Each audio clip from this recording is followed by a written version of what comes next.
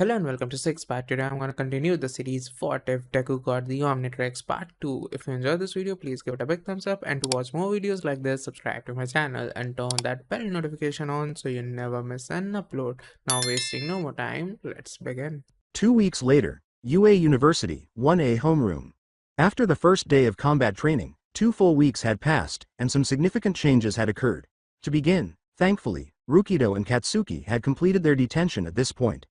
However, as part of his punishment, Katsuki was reportedly taking extra classes both then and now after school. Nobody dared to inquire why. Subsequently, All Might assigned a teacher at random to attend class.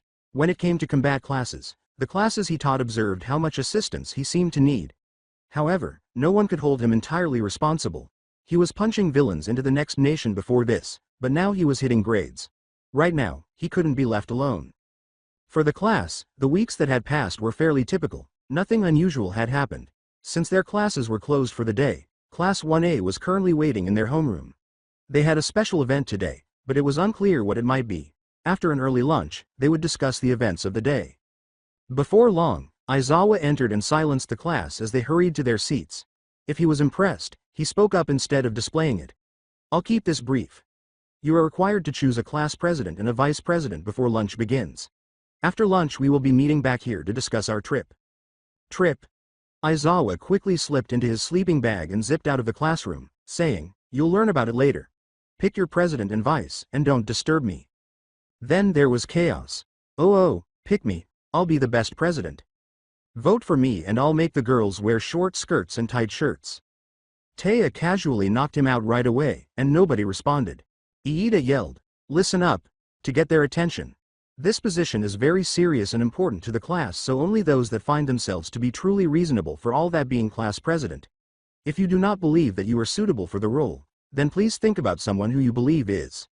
After all, the role's responsibilities seemed like a lot of work, so that made some of them think. But that didn't alter the fact that they had no idea who to choose. Unaware that he had captured their interest, Rukido muttered, "TCH. Feel bad for the poor fool who gets chosen." He looked at them in confusion as he suddenly felt like everyone was staring at him. What? Lunchroom UA. Later, Rukido exclaimed, "I jinxed myself. I had to jinx myself," out loud. He was unable to do anything but look solemnly at his food while seated at a table with Jiro, Momo, Galva, and Taya. Why did anyone even vote for me? Momo served as Rukido's vice president, and Rukido was now the class president of 1A. He had received the majority of 1A's votes for his actions in the first combat class. They had decided that the action was required, even though defying the number 1 would have resulted in some criticism. Galva asked, "Why didn't you just reject it, knowing that he wanted to vote for Taya but chose him instead?" He wasted no time in selecting Momo because of her ranking and natural intelligence, because I couldn't think of a good reason to say no outside the fact I would be lazy. He really needed to get Iida to lighten up one of these days because she would be the ideal person to remind him of certain things related to his recently acquired position without making it into a lecture. A narrowed glare accompanied Taya's question, "You will take your position seriously, I trust?" She didn't mean it, but she wasn't going to accept anything from a heartless person. Rukio sighed and admitted, "I got to. I'd be an asshole if I didn't." While Momo decided to speak up, Taya appeared content with the response and retreated. "While I admit that I am disappointed upon not being chosen, I do feel grateful at being picked for vice president. Thank you, Sato." Momo grinned slightly. He seemed quite irritated when he said, "Please, call me Rukido."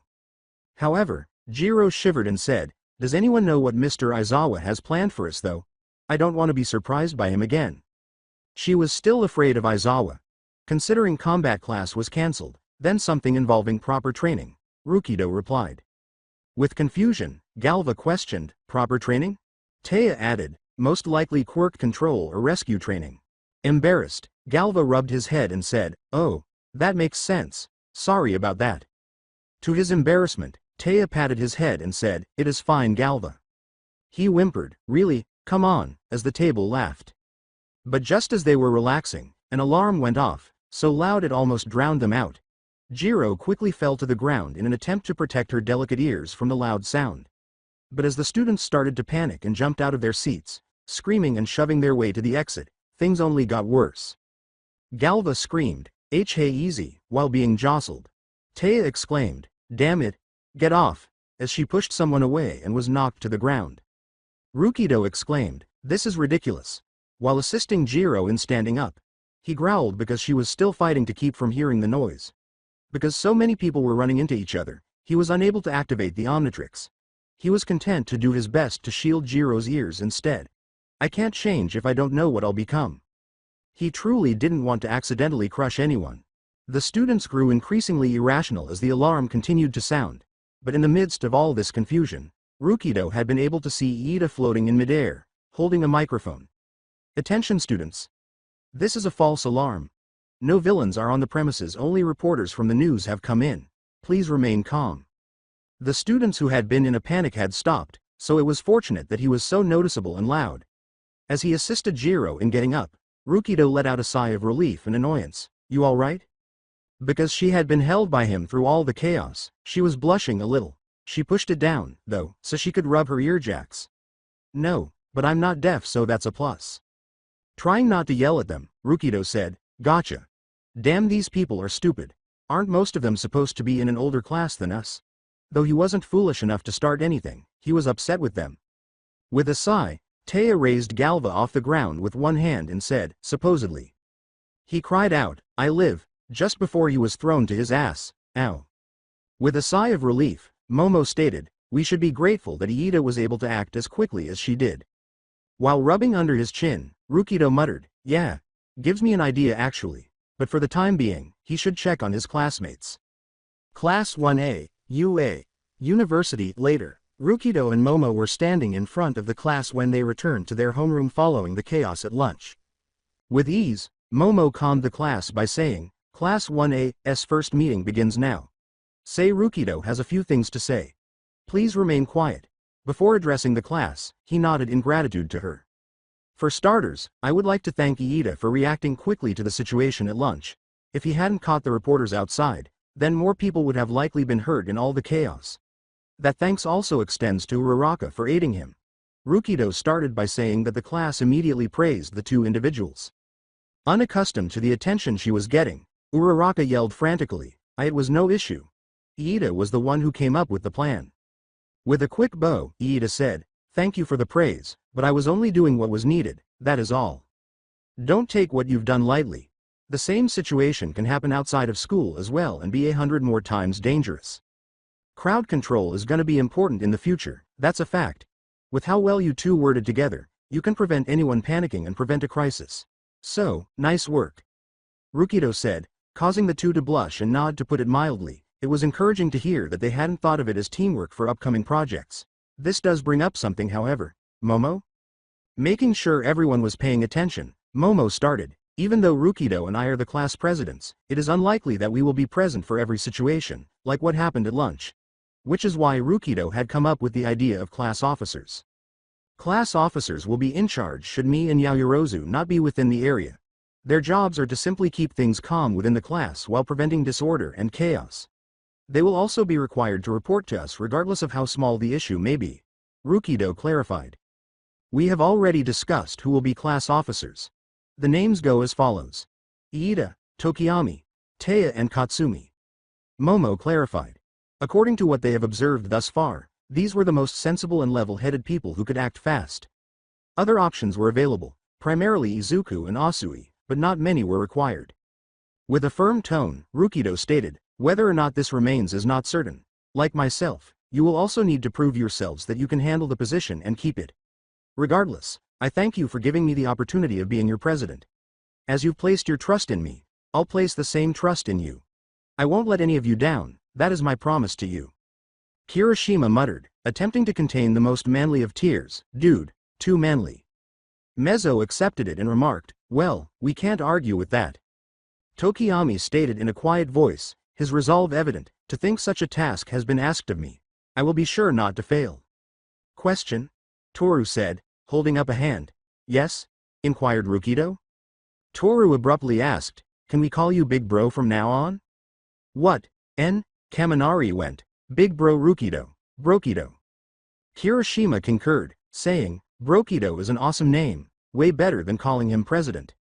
Behind her hand, Jiro chuckled, "Oh wow, that sucks." As Toru encouraged him until he spoke again, Rukido gave in and said, "Screw it. Fine, you can call me Big Bro." Abusing my power completely, Toru is now little sister of 1A. Toru said, "Wait, what?" and the majority of the class agreed. "Aw man." With an embrace, Mina said, "Don't worry, I'll be the best sister you'll ever have," at the invisible girl. "Really? Thank you." She gave the girl with the pink theme her strongest embrace, instantly forgetting her new title. Momo grinned at the little chaos that was produced, while Rukido just laughed. But all of that was cut short when Mr. Aizawa abruptly sat up and turned to face the class. "Oi!" He did not finish as his class fell silent as ghosts and magically moved to their seats. Not bad. He got to his feet, stretched, and faced his class. "Good job on picking on a president and vice, but we have more important matters to go on about. Go to your lockers and change into your hero outfits, then head outside to the bus. You're going to the USJ to further your hero training. What are you?" As fast as they could, his class disappeared. I would be impressed if I wasn't concerned. I'll just be neither.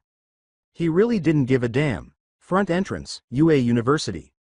Iida exclaimed, "Orderly fashion people," as the class boarded the bus. The class was still thrilled about visiting the USJ of all places, even with their hero uniforms on. The unforeseen simulation joint awaits us. Rukido, holding ship in his lap, remarked, "Iida, everyone is already sitting down." After going quiet, the speedster hurried to a vacant seat. "Looks like everyone is accounted for." Aizawa joined the group and said, "Then we can leave." He immediately sat down in front of the bus driver and appeared to fall asleep. The bus left the university and headed out onto the road a minute later. This was an opportunity for the students to talk among themselves. Kaminari asked out loud, "I'm still wondering what we're going to do today." Before he began to mumble again, Izuku explained, "Well, the USJ is the unforeseen simulation joint, so we'll more than likely be practicing about what to do when it comes to natural disasters, hostage situations, and saving people." The sound of the greenette alone was making Kaminari, who was beside him, feel lightheaded. Katsuki yelled, "Shut the fuck up, Deku." Izuku recoiled at the unexpected yell. Katsuki was about to continue when his sister gave him a slap on the back of the head. Katsumi glared. "Shut up and be quiet or so help me, I'll sick mom on you," she growled. She drew her brother away before he could reply and made sure he had taken a seat. "Fucking shithead." She looked away with a small scoff, but Izuku could only give her a grateful look. He suppressed his laughter and looked around to see Asui staring at him blankly. Is there something I can help you with?" She said quite bluntly, "Your quirk is a lot like All Might." Izuku denied it strongly and sputtered almost immediately. While this was going on, Shoko was staring at him and thinking about it. Recalling how Izuku had broken his fingers, Kirishima exclaimed, "No way, Asui. His quirk breaks his bones after all." Knowing that he still lacked the control required to use the quirk, Izuku winced at the memory alone. "Though I wish I had a flashier quirk, hardening my skin isn't exactly notable." With a hint of embarrassment, Izuku exclaimed, "Kirishima, your quirk is amazing. I can only imagine what you could do with it at its full potential." Before Kirishima was asked a question, he said, "Thanks man. But why do your bones break? I can understand hurting a little, but they get shattered." Izuku merely winced briefly before becoming calm. He was ready for this. My quirka it kinda came late. Kirishima was speculating about its age. How late did it come? 5, 8, she asked herself. Everyone could hear Izuku mutter during the entrance. Galva yelled, "Excuse my potty mouth, but what the fuck?" and was only lightly struck by the Taya. To be honest, she was just as shocked. "Language," Iida exclaimed, managing to control his officer mode and overcome his shock. Toru muttered, That's definitely late." Kaminari questioned, "Wait, so you were quirkless since you were born?" "Why yes. And you entered the entrance exam without knowing you had unlocked it?" replied Galva. Yeah." Izuku was caught off guard when Rukido said, Damna, I'm impressed with you, Green. That takes some serious guts in my book. You certainly surprised me. I can say confidently that you've earned my respect," Taya replied with honesty. Mineta shook like a leaf and cried, "I can do that too." Mineta fell to the bottom of the bus when Asui said, "I doubt that. How did you pass again?" So mean." Everyone in the class, except for a few, had said how impressed and amazed they were by Izuku's difficult time. Shoko seemed unconcerned, completely disregarding the accomplishment. Katsuki, on the other hand, was sitting quietly, fuming under his breath. He remained silent despite his continued belief that Izuku had concealed his quirk since they were 4. He couldn't call Izuku out or risk doing anything to him, as much as he hated to admit it. Since his behavior at combat class, he was closely monitored. He was so enraged by it that he was prepared to risk everything just to put Deku in his place, indefinitely. But for the time being, his objectives outweighed his hatred. Aizawa, who was merely resting his eyes at the moment, was the other individual. He felt a little guilty, but he would never confess it to anyone. He was unaware that Izuku had only recently acquired his quirk. He almost threw out a student because he didn't care about them, and it would be impossible to get proper control in such a short period of time. But Izuku won and impressed him then, and his quick thinking only served to further impress him. If only to help him avoid breaking bones, he was going to write down that he needed to increase his training. Even if he needed assistance with it. At least he thought he ought to have given the greenette that much. With the graphic image filling their minds, Mezzo added, I suppose it makes sense. Using a quirk like yours at a young age would more than likely result in blowing up your own body. Your body must have repressed it until you grew up to a certain amount and only came out due to the pressure at the entrance exam. Momo exclaimed. They managed to catch the exam, just like a lot of other representatives, and when the 0-pointers started acting, it wasn't pretty. Perhaps that's the reason it finally came. Rukido listened intently as Izuku explained. I guess so. It really only came to me when I saw Uraraka under some derbies and the 0-pointer stepping closer to her. I didn't really think about it. I just reacted, I guess. Huh. Neat. Rukido remained silent and contented himself with staring out the window. Isn't there going to be a negative event today? As he considered this, he looked up at the sky. Open space. At this moment, the normally empty space that looked over the earth was not so empty. A long, crimson warship floated far above the earth, remaining exactly where it was, invisible to those below. In that field, cloaking technology was very useful. Short aliens in black and red jumpsuits with black hard helmets and orange eyes over their heads were seen in the ship's command center. A figure was concealed inside an orange capsule that was behind them and contained a green substance. When a figure entered the room, the aliens were working very hard. He appeared skeletal, with a white body and a white fin on top that was outlined in 3 black stripes. He was dressed in a brace-like armor with a square and circle on top, a red bar in the middle, and a sleeveless black robe. 3 rectangular, fingerless gloves. Lord Siphon! Exclaimed an extraterrestrial. The skeletal alien glared and said, Greetings. He went on, and the aliens gulped. Is he conscious yet? Yes, sir. Siphon said with a sigh of satisfaction, good. And heading for the tube. 2 red eyes opened from inside him, and he waited patiently. Projecting his thoughts into words, the figure said over the intercom below, Siphon. It's been quite some time. He would be unable to speak for some time because of his condition. Yes, my lord. It has taken us quite some time. We had expected the plumbers to be holding you, however it appears a government on this planet was what kept you imprisoned for so long. Anticipating good news, the figure said, I care. Not for that. For now, all I need to know is if you found the Omnitrix. I have sensed its presence for some time now, since my awakening. It is on Earth as of this moment. We're already preparing a war mech to go and deal with whoever wields what is rightfully yours. Siphon replied with respect. Then retrieve it. In my name. Siphon left his master to rest and said, As you wish, Lord Vilgax. Even with the Omnitrix on their side, no one was able to challenge his master, but for the time being, they would have to rely on their own machines while their master rested. They were, after all, far superior to the Earth's humans. How could they defeat Vilgax's mighty army, the universe's ruler? Entrance. USJ, Class 1A was astounded to see the USJ. It was just incredible. Different simulations were displayed in several areas that were isolated from one another. One appeared to be about a sinking ship, and another was about a mountain with falling boulders. Nothing from the UA could surpass this based on their observations. Mina said, Whoa, this is so cool. Kaminari shook his head in agreement. The electric user exclaimed, Yeah, can't wait to get into the action. Ship seemed to chuckle, and Rukido responded, Oh yeah, real big here. They had noticed someone up ahead as they continued to make their way to the main area. Isn't that a Eee? Uraraka shouted with joy, It's the space hero. 13, I adore it. 13 was only able to see her eyes because she was wearing a full-fledged white spacesuit with a black visor. Hello students. Let me introduce you to the unforeseen joint simulation first. Where is 13-year-old All Might? She shook her head when Aizawa asked. While speaking to Nezu, 13 remarked, out saving the day it seems. I guess it's hard for him to break the habit. Now, the point of the USJ is to have you learn how to control your quirks and know when to use them, he said, causing the sleep-deprived teacher to sigh in frustration. I can mimic a black hole's suction power with my fingertips thanks to my quirk, Black Hole. Although it is strong and very helpful, it poses a serious risk to everyone around me. Quirks are ultimately risky and have the potential to hurt people as much as they can benefit them. 13 concluded, enjoying the thoughtful looks on the faces of the students. I hope by the end of today you all learn how to efficiently use your power to save lives. She continued to look around the classroom before her gaze finally settled on Rukido, asking, Sato? Rukido only gave her a slight wave, but for the time being, let's head downstairs to the main floor, where we'll discuss a. Is that part of the test? Kaminari pointed to the main floor below. 13 and Aizawa froze as they followed his gaze.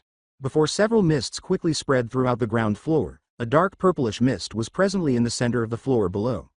The teachers were appalled by what transpired next, as several individuals emerged from the haze, each sporting ecstatic and maniacal looks. Before long, a more prominent person appeared. He was dressed in a suit, but his body was a purplish mist. Hello heroes. My name is Kurogiri and these people are the League of Villains. Ship was growling as Rukido prepared the Omnitrix and thought, wow, that name sucks. As another man entered, Kurogiri remarked, it seems All Might isn't here. He was slender and had silver-grayish hair. He had dark blue pants, black shoes, and a long-sleeved black shirt on. His hands were all over him. Forgive me, Shiragaki. It appears that our target isn't here. With a light scratch of his neck, Shiragaki said, really now? That's just disappointing. An idea struck me as I gazed up at the heroes and students. Do you think if we kill enough of the kids that he'll show up? As the villains soon began moving in the direction of the group, the Mist Man remarked, it is possible, sir. With a crazy smile, Shiragaki yelled, in that case, slaughter the NPCs so we can get the boss to appear.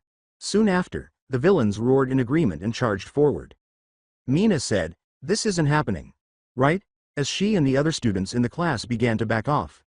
As he fiddled with his headset, Kaminari exclaimed, I can't get a single here. Galva held his phone and said, same here. Shoko casually pointed out, no doubt about it then, these are villains. This further alarmed a good number of them. Apparently smart enough to cut off communication while taking out the security here. Especially for them to come in unnoticed. Rukido said, looks like we're leaving. Shoko, block our sides towards the exit. The girl with the split hair nodded. The only way out was to head for the exit as she lifted her hand and sent a tall wave of ice around them. With a nod from the teacher, 13 remarked, good idea, Sato. Eraserhead, stay with us. The one with the warp quirk is the most dangerous one here. He had intended to keep them at bay, but if they were now blocked off, there would be no use. Like a fired bullet, the class rushed toward the exit with all of their strength. They could easily close in because of the wall. But as they were about to arrive at it, Kurogiri poked his head through it, causing a wave of mist to appear. Oh, trying to leave? My master wouldn't like that very much. A wave of mist swept over Aizawa and the class as he used his quirk to glare at the villain. No. What is this stuff? Gah, help. As the mist engulfed the class, Kurogiri proclaimed, let it be known that today is the day that All Might will perish from the earth. The end of the symbol of peace. Shiragaki, meanwhile, was giggling uncontrollably. Let the game begin. Vilgax's ship, space. When Siphon saw the screen, he smiled, pleased to see an hourglass coming to life. Although it took a very long time, the Omnitrix's special energy source allowed him to correctly configure the energy signal. He could use it to make sure his lord's plans were carried out. He would also be at his side. Lord Vilgax, we have acquired the location of the Omnitrix. Siphon exclaimed with delight. Would you like for it to be retrieved by one of our battle mechs? Vilgax didn't say anything, considering how he wanted to continue. Since he had to recuperate and take prescribed rest to hasten his recuperation, he was unaware of the Omnitrix wielder. Fortunately, Siphon had been compiling his own information about the user, and he was certain of one thing. He was a dangerous opponent who should not be ignored. The question caught his right hand off guard as Vilgax asked abruptly, the populace of this planet have unique abilities, correct? Yes, Lord Vilgax. As Siphon nodded in comprehension, Vilgax gave the order, good. I want you to send in the mechamorph drones to the location. He was going to begin programming the machines when his master's voice interrupted him again. At once, my lord. One last thing. Connect me to them, sir? As Siphon swallowed, Vilgax said, his red eyes shining through his containment glass, I wish to see the Omnitrix wielder myself. That shouldn't be a problem, should it? Vilgax was left thinking as Siphon went straight to work, saying, consider it already done, sir.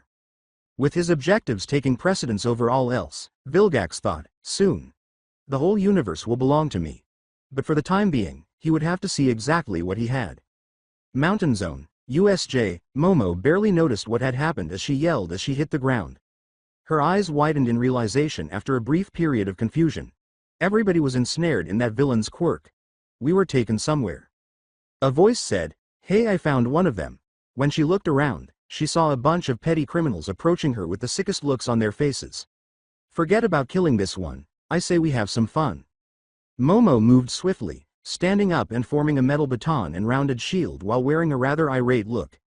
Determining their meaning didn't require a genius. I advise you to stand down, now. As his group laughed at her, the villain said in an egotistical tone, ah, little girl thinks she's got some bite. She simply responded by assuming a stance in which she held her baton back and her shield high. I'll take care of this one, TCH. Mecha Fisto. A large, metallic fist crashed down in front of the villains, knocking them away screaming. Momo knelt down to not get blown away by the impact and looked up, surprised to see Galva standing in front of her with two large metal fists. I got a lot more than that, Granny Robbers. When Momo heard a random villain's battle cry, she didn't have time to consider it and slammed her shield in his face.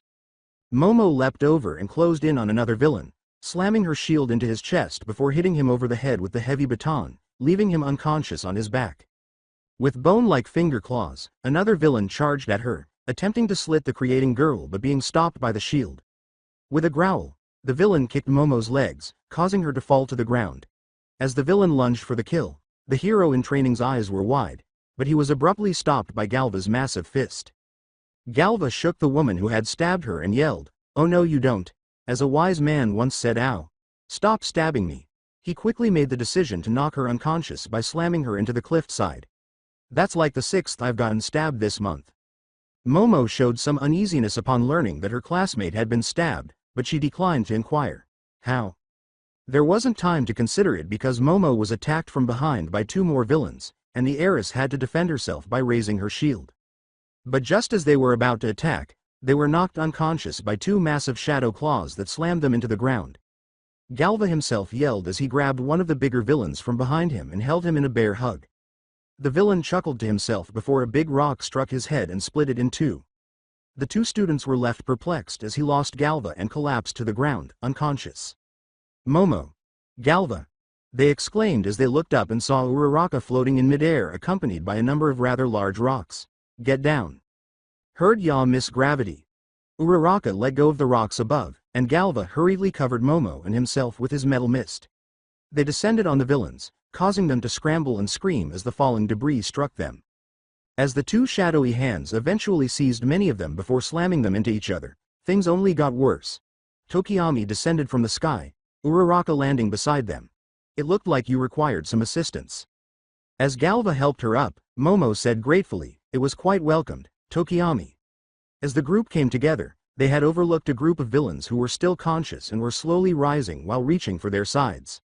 When the group turned around, they heard several clicking noises and saw several villains standing up, each pointing at them with some sort of handgun.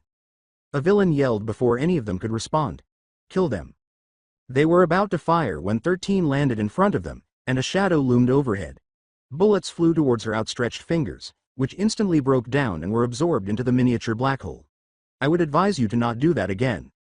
Uraraka added, 13, as the others exhaled. After all, they were almost shot. Before one of the villains stepped forward, the others appeared prepared to try again. His skin turned purple, creating a misty aura, and he slammed his fists together while smiling maniacally. Think you can handle my poison? I doubt you can protect all those punks at once. They were confused when 13 said simply, I don't need to. But they snorted when Ship abruptly landed beside the heroine and gave them a one-eyed glare. Missing the sparkle in Ship's eye, the poison villain sneered, what the hell is that shrimp gonna do? Give me puppy eyes? 13 retreated as the villain continued. perhaps I'll sell it or something. Sheep. The dog soon fired a green beam from his eye, blasting the villain off the mountainside. He screamed as he hit the bottom instantly, most definitely having something broken, while both students and villains were shocked. Ship then narrowed his eye upon the remaining villains, scaring the shit out them as he hissed. Sheep. Ship chased after the villains, occasionally shooting a beam at them as they ran screaming. He's able to shoot lasers. I want to fire lasers too, Galva cried, utterly envious. They were drawn to 13's chirp. Focus now, students. Your class is dispersed, and there are more villains to worry about now. Normally, I wouldn't let you do anything, but given the circumstances, I'm powerless. With a determined gleam in their eyes, Momo said, then please allow us to follow your lead. Although they couldn't see it, 13 was grinning at their eagerness. They would be fantastic heroes. Firezone, USJ. Leering at her like some damsel in distress, Katsumi swore aloud as she fell from the sky, launching explosions to make her landing easier.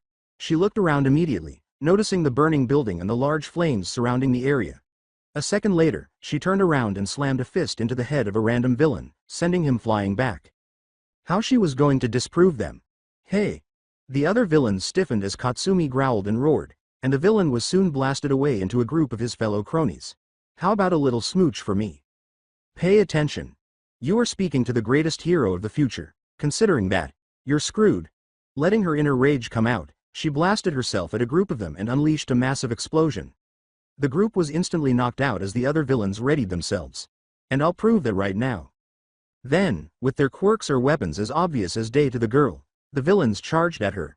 She clotheslined one of them to the ground and then held up her hand to blast away an incoming one, clenching her first before charging at another, blowing another villain back into one of their friends with her blastic fist. One of the villains attempted to rush at her from behind, but she was able to move, kick under his feet, and slam a powerful explosion into them. TCH. They were completely unthreatening and appeared to have never used their quirks in battle before. You're nothing more than a bunch of random crooks off the street. You're wasting my time. Do me a favor, then, and D. They were surrounded by sculptures as a wave of ice swept over them. As Shoko approached her with her typical deadpan expression, Katsumi snarled. You looked like you needed help. Holding back her annoyance, Katsumi muttered, I didn't, icy hot. She still had to know. Have you seen Izu the others? No, so much for that, then. I advise you to look for them. I doubt they're having a good time, Shoko responded. Katsumi gave her a deadpan look as she pictured her brother giggling and yelling at villains as if they were extras. You'd be surprised. One of the burning buildings exploded and there was a scream before Shoko could react. With one hand digging into the ground and the other appearing to be holding something, they turned to see Sato emerge from the building. They could hardly see, but the sweet eater was now disappointing Toru.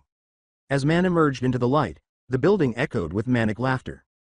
He had dark green skin, a pair of goblin-like eyes on his head, a fanged smile, and simple yellow eyes with a black iris. He was about 9 feet tall. Additionally, the villain had so much muscle mass that his veins were visible. All he had on were some track shoes and white sweatpants. Exclaiming, "Oh yeah! Fear the god goblin!" The villain flexed his muscles, but in a matter of seconds, Shoko had covered him and the entire building in ice. As she approached Sato and Toru, she stopped caring about him. Are you okay? Toru yelled, who appeared to be waving her arms. Why yeah, that guy came out of nowhere and attacked us. Sato was holding his side with a slightly pained expression, but all he could do was nod. I'm just glad you got him. Katsumi cried out, she didn't, as she went on guard. When Shoko turned to face her, she saw the villain frozen, cracking, then shattering completely. The goblin emerged from the ruins with a wild roar and a furious look on its face. He yelled, I'm gonna rip your spines out your ass for that, and the sound reverberated throughout the space. Katsumi and Sato were already hurrying forward when Shoko merely sneered and got ready to freeze him once more. Katsumi, who was much faster, attacked first, exploding powerfully in his face and passing directly over him. To see what she had done, she put both hands on his back and detonated another explosion to blast herself away from the villain. Which, thus far, appeared to be nothing. Upon landing, Katsumi muttered, what the hell? Without causing the goblin to flinch, Sato roared and slammed his fist into his face. Move now. Unable to respond in time, Sato was seized by the head and violently slammed to the ground. Katsumi leapt on Goblin's back and detonated an explosion close to his ear as he raised his arm back to strike down. Sato quickly threw both of his legs into the goblin's stomach after he roared in pain and attempted to strike her as she flew away. Even though it didn't push the villain back very far, Sato was able to stand back and get back up. With a roar, Goblin lunged at the UA student, but was uppercut by a pillar of ice, which sent him flying on his back. Shoko glared at the villain and threw a wave of ice at him, but it didn't work to slow him down. It broke when Goblin leapt over Sato, headed for the ice-themed girl, and hit the ground close to them. Shoko flinched at the accompanying pain as it knocked her off her feet and then grabbed her by the waist. Something kicked him between his legs as he started to crush her after roaring in her face. He turned and looked down at Toru's invisible form, who appeared to be dragging her foot back to repeat the action. With a shy twirl of her foot, Toru said, "Hi?" She fell back, barely avoiding Goblin, who roared and moved to slam her free arm into her. She screamed and started to back away as Goblin started to approach her, but she stopped when she felt his arm starting to freeze. When he saw Katsumi rushing down at him, he turned his arm around and slammed into her. Shoko returned the glare. In addition to throwing Shoko into the same wall with Katsumi following, it had successfully broken the ice with him. Soon after, he focused entirely on Toru and was ready to charge at her when Sato gave him a shoulder slam, causing his eyes to go white. The Goblin and he both took hold of each other's hands and started attempting to overpower each other. Toru, meanwhile, was rushing to the spot where her classmates had been flung, discovering them still conscious on the ground close to the fire. "You guys all right?" Katsumi said, "I'll live. Icy hot," and the girl nodded. "Great. How's Easy Bake doing?" As they watched the fight, Toru said, "Not that great." Even though his quirk was a type of super strength, judging by the expression on his face, it appeared to be wearing him down. Goblin continued to take his blows with ease and return the favor by delivering twice as many blows. "What are we gonna do?" "I may have an idea." Shoko admitted his guilt. In the meantime, Sato was giving the Goblin every punch he possessed, each one getting stronger and faster than the one before it. However, it was insufficient. Not for the Goblin's thick skin, which fought off each blow like they were, at most, pellets. Sugar Rush, his quirk, was running out of time and wasn't doing him any good psychologically. He was cut off by a roar as Goblin seized his arms and raised him off the ground. He attempted to kick the villain, but it was ineffective because the villain quickly pulled his arms in an effort to tear them off. Before a sudden wave of ice covered his legs and trapped him in place. Goblin had a sick smile on his face. Following that, Katsumi blasted down at them both and grabbed the villain by the neck. Katsumi shouted, "Enjoy fixing your ears," and then detonated another explosion, this time close to both of his ears. He released Sato in favor of his ears as his eyes exploded in agony and he screamed out. As he slid down the ice, the sugar student moaned and only stopped when he made himself stop. He saw Toru tugging his arm as soon as he stood up. "Come on. We still need your help with this guy." Toru quickly dragged him aside as Goblin pierced the ice and spun around in an attempt to grab the girl on his back, leaving him with no time. She held on tightly, preventing herself from blasting him once more.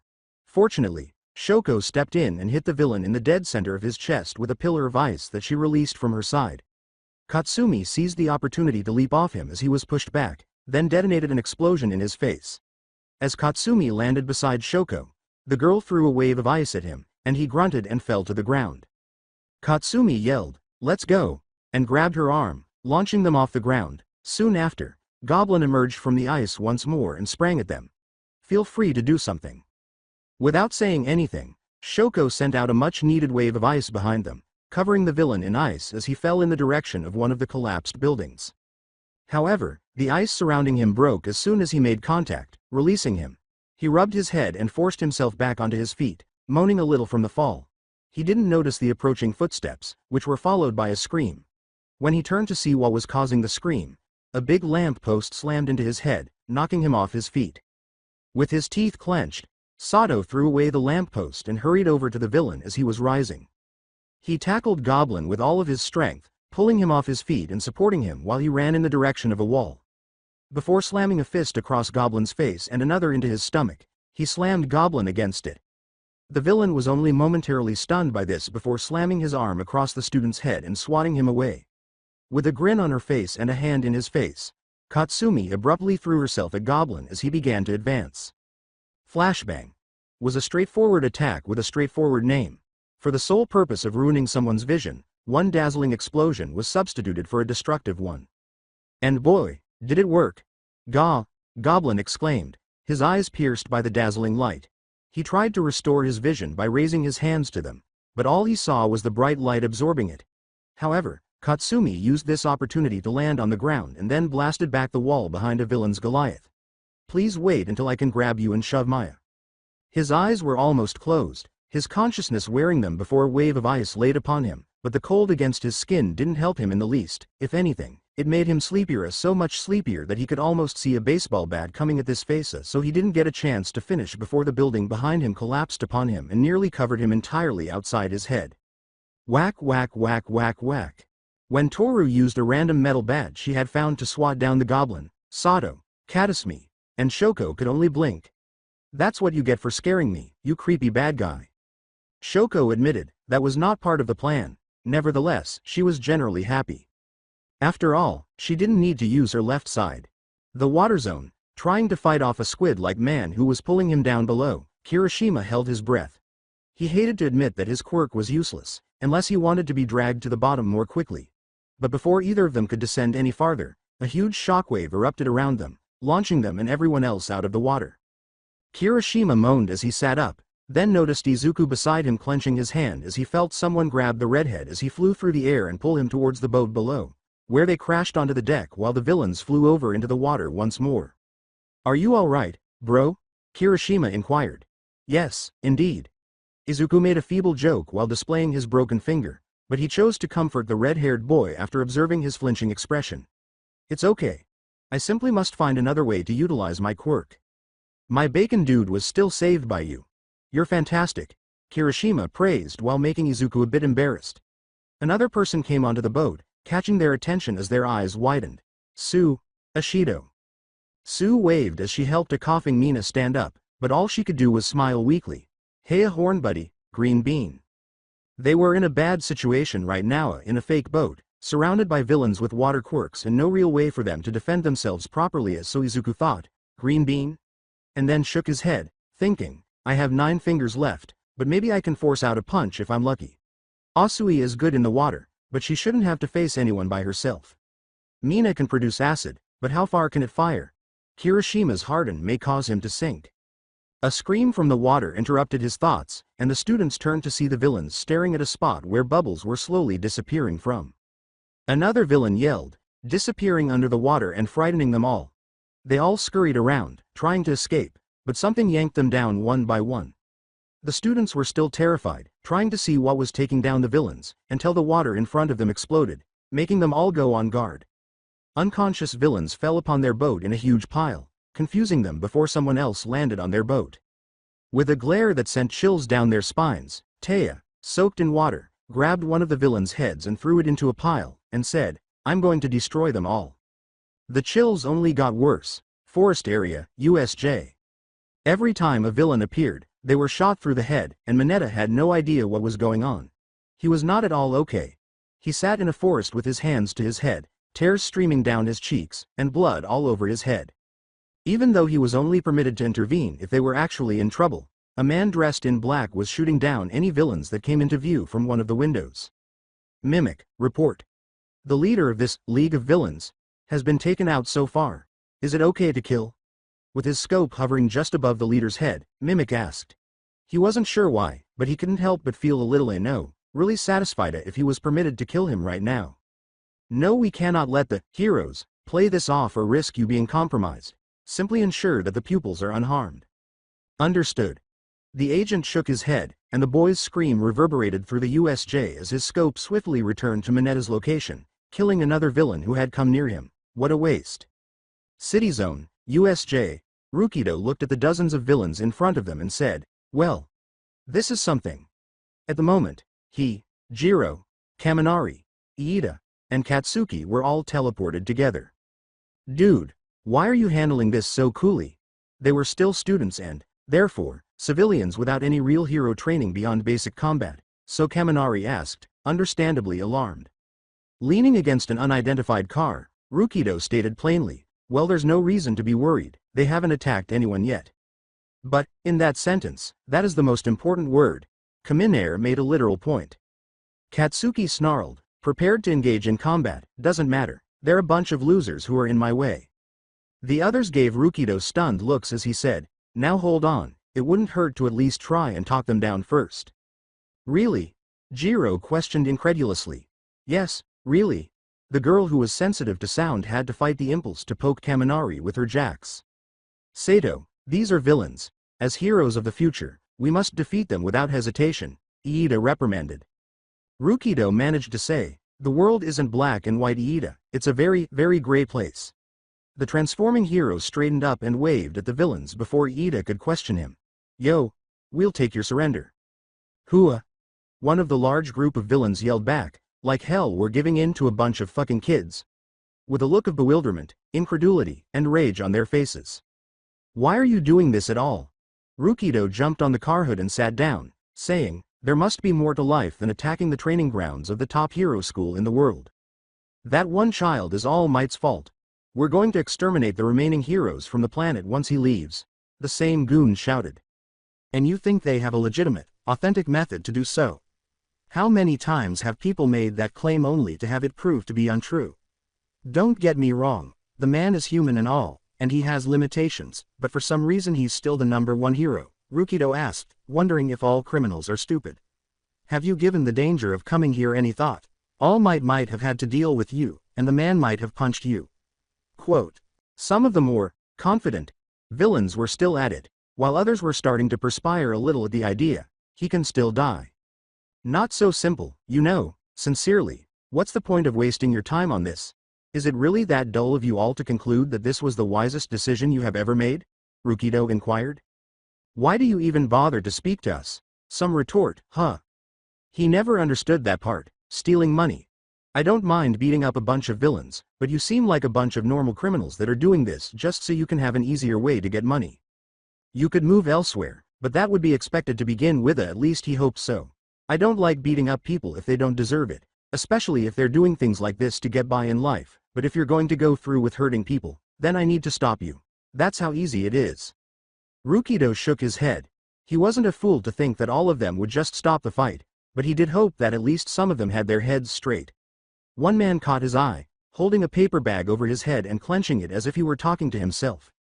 The so-called villains, on the other hand, didn't seem fazed in the least, with most activating their quirks while others were drawing weapons. The paper-bagged man from before looked up to discover he was trapped inside a crystallized globe after he transformed into Diamond Head by pressing down on the Omnitrix and releasing a wide range of crystals that split the rod in half.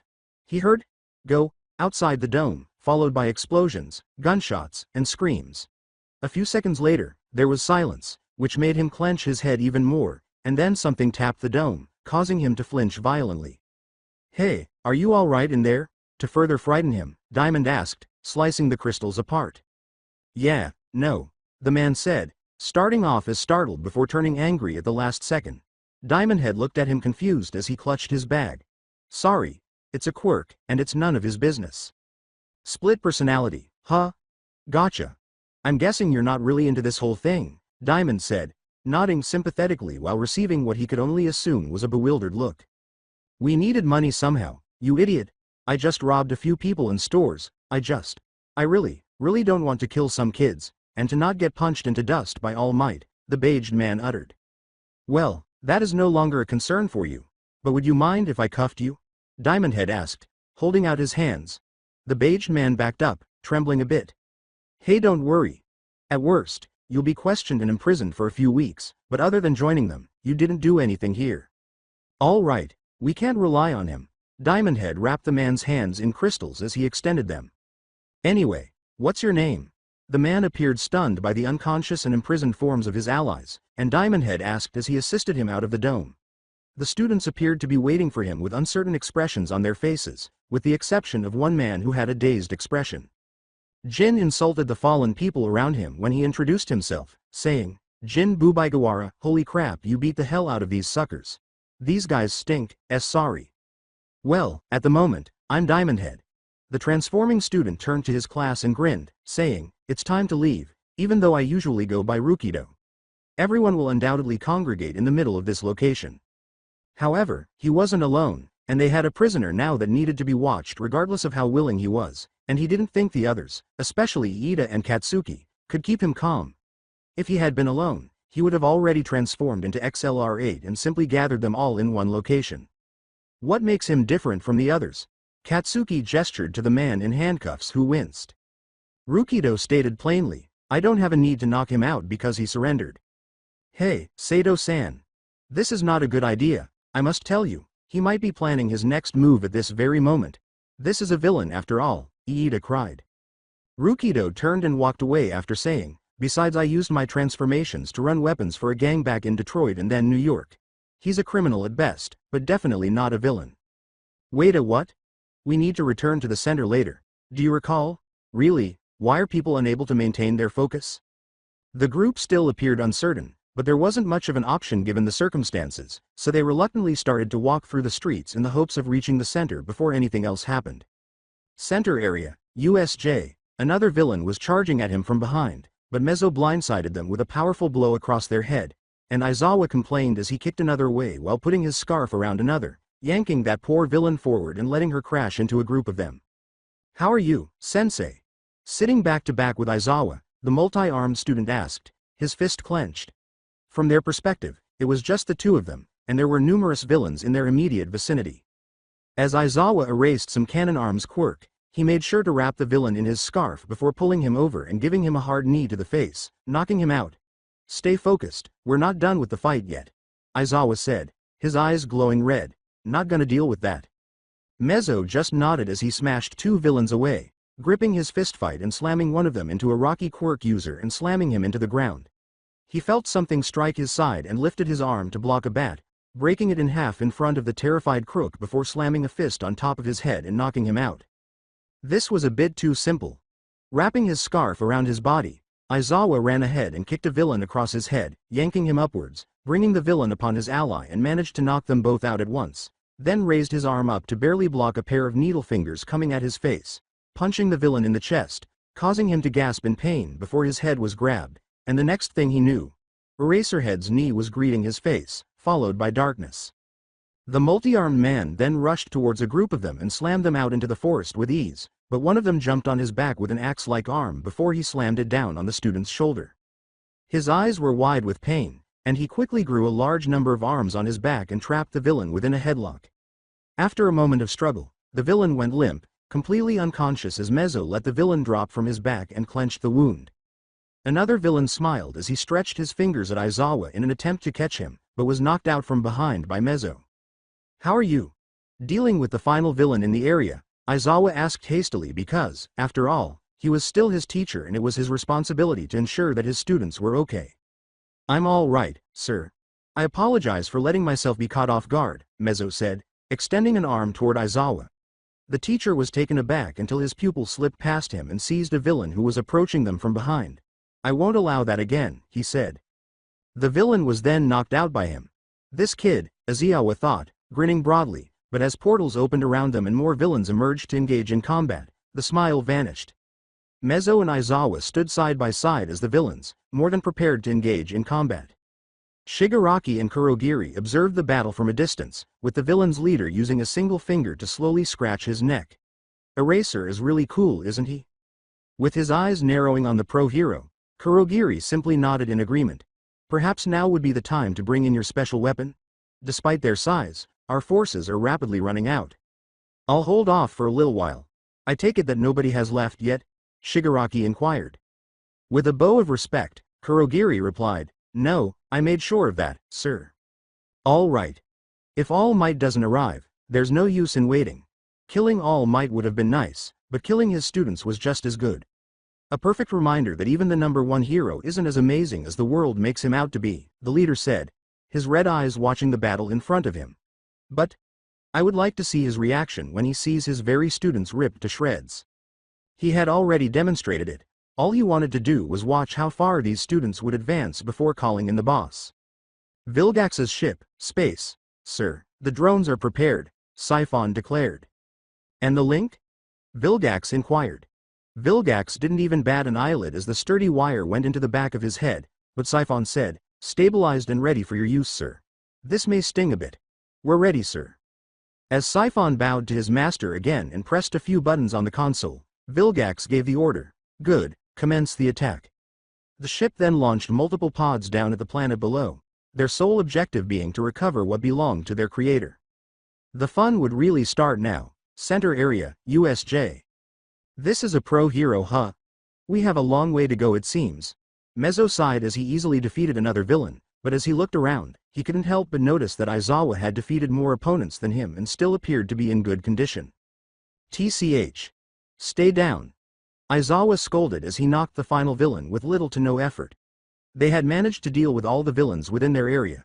Except two. Turning his attention to the remaining villains, he quickly erased the missed villain's quirk. Now for you too. Shigaraki scowled from behind his hand as Kurogiri told him, "It seems my quirk is gone, young master. You brought it in before then, right? I took care to do so in advance." "It's close by," Kurogiri remarked. Looking at the hero in front of him, Shigaraki remarked, "Good. Then it's time to enter the final phase. I'm glad you took care of those NPCs like they were nothing." "Not surprising, Eraserhead, considering your position. Avoid the small talk." Aizawa wasn't going to take any chances with this guy, even though he didn't appear like much at first glance. The insanity in his eyes was obvious. This guy is beyond dangerous. If you want to leave this without suffering a head injury, then I advise you to give up and stand down. We haven't even joined the boss fight yet, though. With a gleam in his eyes, Shigaraki said, "I was saving this for All Might, but I think using it on you and your students would provide enough blood to be spilled." Then, pointing to Eraserhead, he became entirely serious. "Nomu. Attack." Everything stopped around Aizawa, a presence taking over, and he slowly turned his head to see a tall, heavy man, wearing only ripped cargo pants, with dark night black skin and a bird-like head that was fully exposed. As the Nomu threw its fist back to attack, Aizawa thought, "I didn't even hear him move."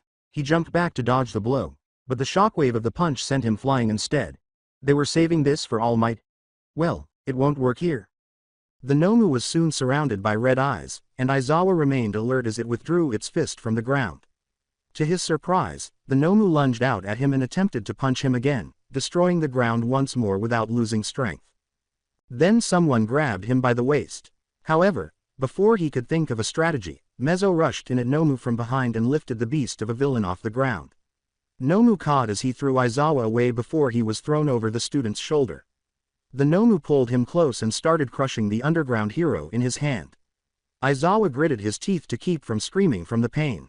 Aizawa yelled for his student to stay back as he landed, but Mezzo was already running at the Nomu again, throwing punch after punch, but he had not done anything to the villain before him. Instead, he found a powerful fist that uppercut him in the stomach before sending him flying into the staircase. He shook his head and was about to get up, but Nomu jumped over at him and slammed a palm in the student's chest to hold him down. Nomu growled as it grabbed the fabric around his neck and tore it apart before roaring, and he grabbed the remnants and pulled the pro hero over to him before slamming him into the ground. It roared as it slowly raised its fist up to attack, only to be blinded by Aizawa's scarf. The pro grunted as he wrapped his weapon around the creature's face, trying to steer him away from his student as best he could. "Sensei." Before a hard scowl appeared on his face, Mezzo yelled, leapt from the stairs, grabbed Nomu's head, and slammed them both to the ground.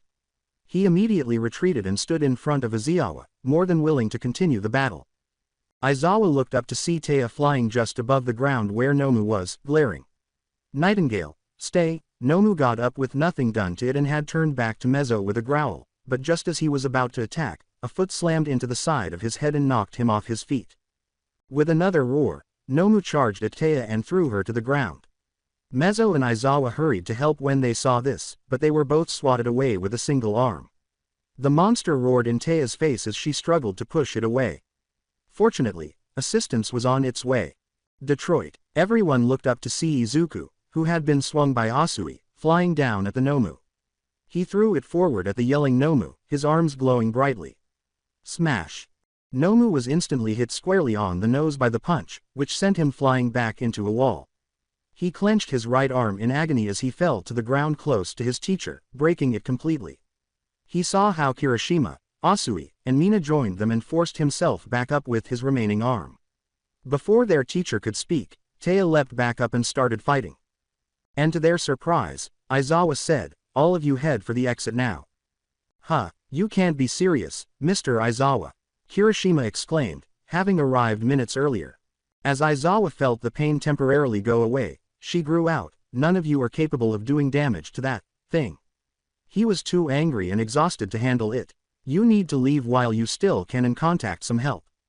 Mina protested, and do what? Leave you here by yourself? No way. But she was frozen by her teacher's scowl. Turning away from the class, Aizawa declared, this isn't up for discussion. I'll follow you if you do. He was cut off by a roar. They all looked up to see the Nomu's form rushing at inhuman speed, its fist pulled back, ready to turn any one of them into a bloody paste. Then, a huge pillar of crystal struck the Nomu and knocked it across the ground near its owners. Diamond Head soon landed on the ground next to them, surprising the villains, but they were in no time as Kurogiri was blasted from behind and Shigaraki was kicked over his head, sending him unconscious from the blast, his neck band tightened, and an explosive gauntlet across his head. You shithead, if you move a muscle, I'll blast you into the center of the earth. Wanting to vent all of his rage on this freak, Katsuki roared. Sensei, that you and the others are safe is a relief, Iida said hastily as she examined them and quickly identified their wounds. Iida, seeing you is a pleasure, Izuku exclaimed in relief. Yeah, I hit what in hell? Aizawa started to inquire about his students but changed his mind because he didn't want to put them in danger from the villains. Diamond asked, unaware that it was ugly and that it was attacking his sensei and classmates. Mezzo clarified, the League's weapon I suppose. Diamond Head appeared to be about to inquire further, but was cut off by laughter. Do you believe you have won? It's the anti-symbol of peace that you face. Quote. Really, come on, the antithesis of the peace symbol. How could anyone possibly call themselves the symbol of peace? Diamond Head raised his hands and uttered those words. That is the title of All Might, Izuku remarked, somewhat offended. Diamond Head shook his head and crossed his arms, saying, wow, that is seriously dumb. Enough, Nomu. The beast came at its master's command, ready to attack Iida and Katsuki. Aizawa saw this and was about to rush up to intervene only to find that both his students were already tossed over to him. What? Quote. Diamond Head stood in for the students, clutching Nomu's hands as it attempted to subdue him. What the? They didn't move at all, Kirishima declared. Iida, taken aback by the speed of the seeming transformation, uttered, I barely felt him grab me. What the devil? Gripping his teeth at being saved, Katsuki uttered, when did that transforming bastard? As he started to push the beast away, Diamond Head remarked, well, you're pretty tough, but you're not that tough. Hero, it makes no difference how hard you push him away. My Nomu can't be defeated. Shigaraki glared at him as he got to his feet and declared. Diamond Head started to push the beast away, saying, like I haven't heard of that one. However, his Omnitrix started beeping just as he was about to do so. We found serious genetic damage. Splicing genetic code. Mistake. Unexpectedly, the Omnitrix declared, repair genetic material to restore species if recommended. Wait, what? Hey, calm down. Okay, this just got a lot harder. Gonna have to do that. Hopefully this moron will make it easy for me, Diamond Head yelled as Nomu screamed in his face. He forced its arms up, made a blade with one of them, and slashed its chest before jumping back, landing just in front of his group as Nomu turned to face him, its chest already healing. With a smirk behind his hand, Shigaraki stood up and turned to face the group in front of him. Nomu, heal. The creature froze at the command. Now do you see? Several quirks have been implanted in the creature in front of you, which would defeat All Might and put an end to his life. Indeed, a few basic superpowers, enhanced speed, regeneration, and I suppose more. I don't know who you are, but you are one sick bastard, Diamond Head said, listing the fundamentals of the Nomu before speculating on the final one. You mutated that poor bastard into nothing more than a human. Quote. Shigaraki said, unconcerned, you're more observant than others, call me impressed. Is that a human? The other students were filled with fear and horror as they gazed at the Nomu, realizing that there might not have been a choice for either or rather, for them now Abatea's voice was silent, but it was filled with horror. Unable to believe it, but thinking it made the most sense, Aizawa narrowed his eyes at the beast, but his gaze shifted to Rukido, who appeared to be the least affected by the news. Earlier, he had noticed that the Omnitrix was flashing, and he saw the expression on Diamond Head's face as it did so. You seem strange, Sato. You can call him crazy, but he wasn't a fool. Are we going to continue fighting, or are you done here? The villain laughed as Diamond Head posed the question. Shigaraki's smirk turned into a spooky smile as he said, Oh, I will, but I've decided to be a bit generous towards you. I ask for you to surrender 4 of your allies to me and Nomu, and I'll allow the rest to go free. Diamond Head proudly said, well, I hate to break it to you, but I'm not in the hero business to trade lives. His friends grinned, Aizawa nodded, and Katsuki simply sneered.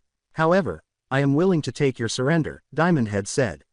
I promise that if you did, everything would go much more smoothly. Give up. To a novice who has no idea how the world functions. Never. Shigaraki glared and said, I will never stop, not even after I see All Might's head on a spike. I would give it another go, but judging by the expression in your eyes, I can tell.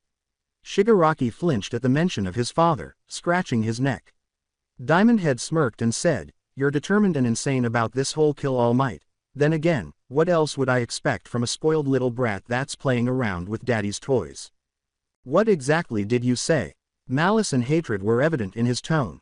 Aizawa glared at Sato, thinking, what are you doing? It was risky to make fun of a villain and force them to act. What, was it really your intention for me to think you came up with this? It's obvious from your speech that you don't actually do anything, so this show must be run by someone else.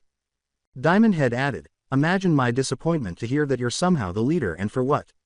I honestly thought the mist guy was the villain and you were the fall guy or something. The villain was trembling with rage.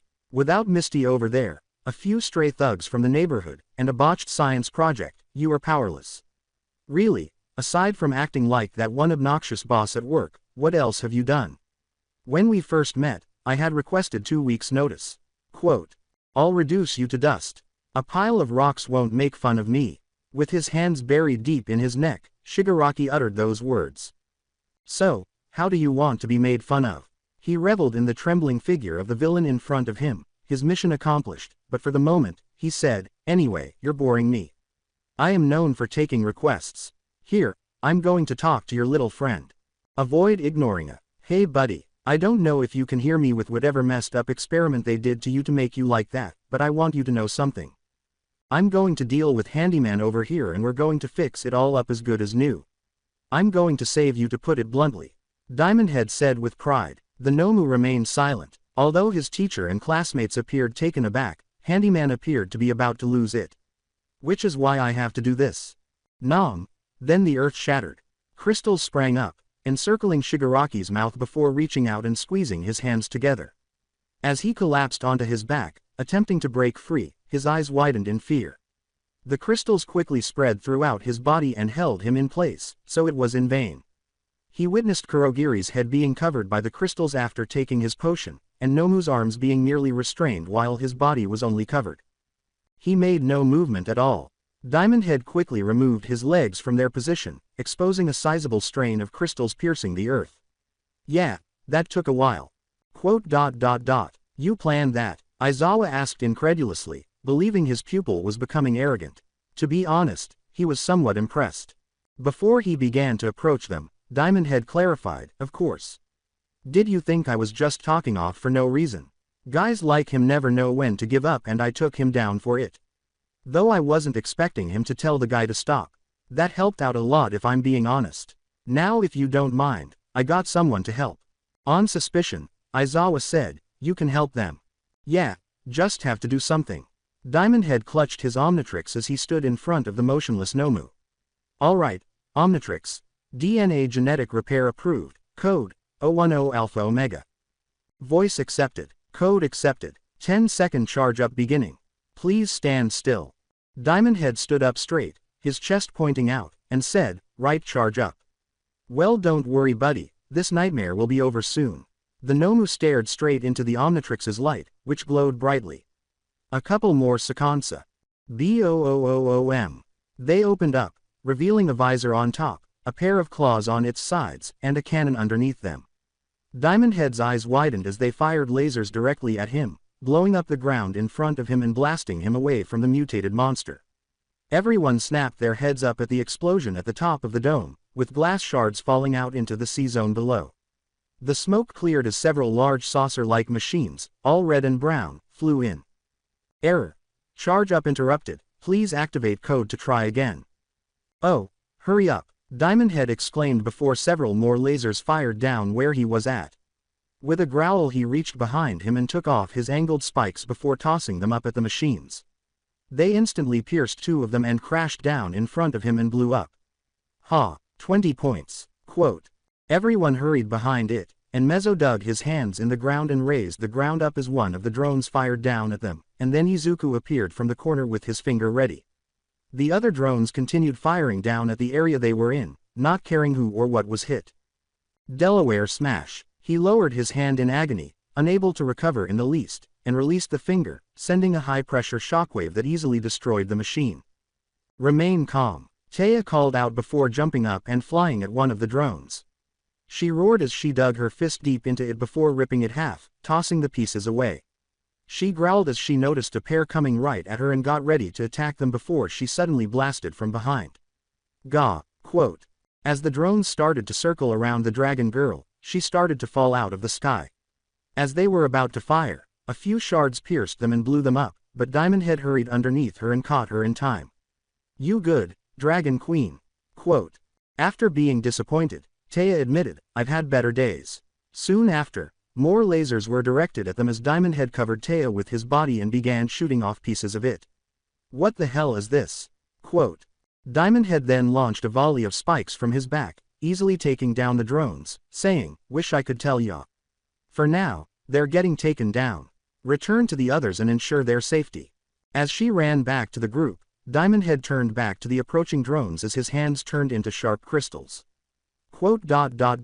Consider it done. Taya grabbed a random pipe from the ground and threw it into another drone, passing it directly through its visor. One could assume that this was inevitable. It's time to start working. Soon after, he charged at the drones that were shooting his crystals. While all of this was going on, the fragments of the drones moved and shifted before slowly rising, barely above the ground, floating in the direction of the Nomu. The beast remained motionless as the machines drifted toward him, laying themselves upon him and glowing red. When one of the beams struck the crystals that held Shigaraki and Kurogiri, the villain seized the opportunity to get to his feet and move toward Kurogiri, only to discover his ally still unconscious.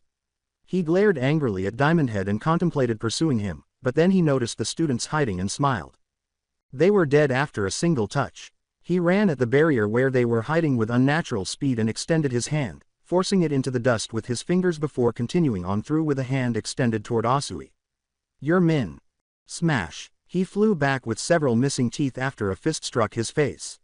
He clenched his hardly functional hand and glared at the student, Izuku Midoriya, as he barely managed to stand. You won't lay a finger on anyone here. With the villain's quirk erased, Eraserhead said, you're done for now. You failed. Shigaraki, who was officially more angry at the green-haired boy than anyone else in the room, glared at him. He thought he sounded too much like All Might. Diamond lifted his hand, grabbed the final drone, crushed it, and kicked it out of his grasp. He nodded at his work after wiping his hands and noticing that there were no more drones. All right, now time to get back to work. Omnitrix, start up what the... He turned to the Nomu and was startled to see that it had been replaced by a huge metallic object that resembled an egg and was red and black.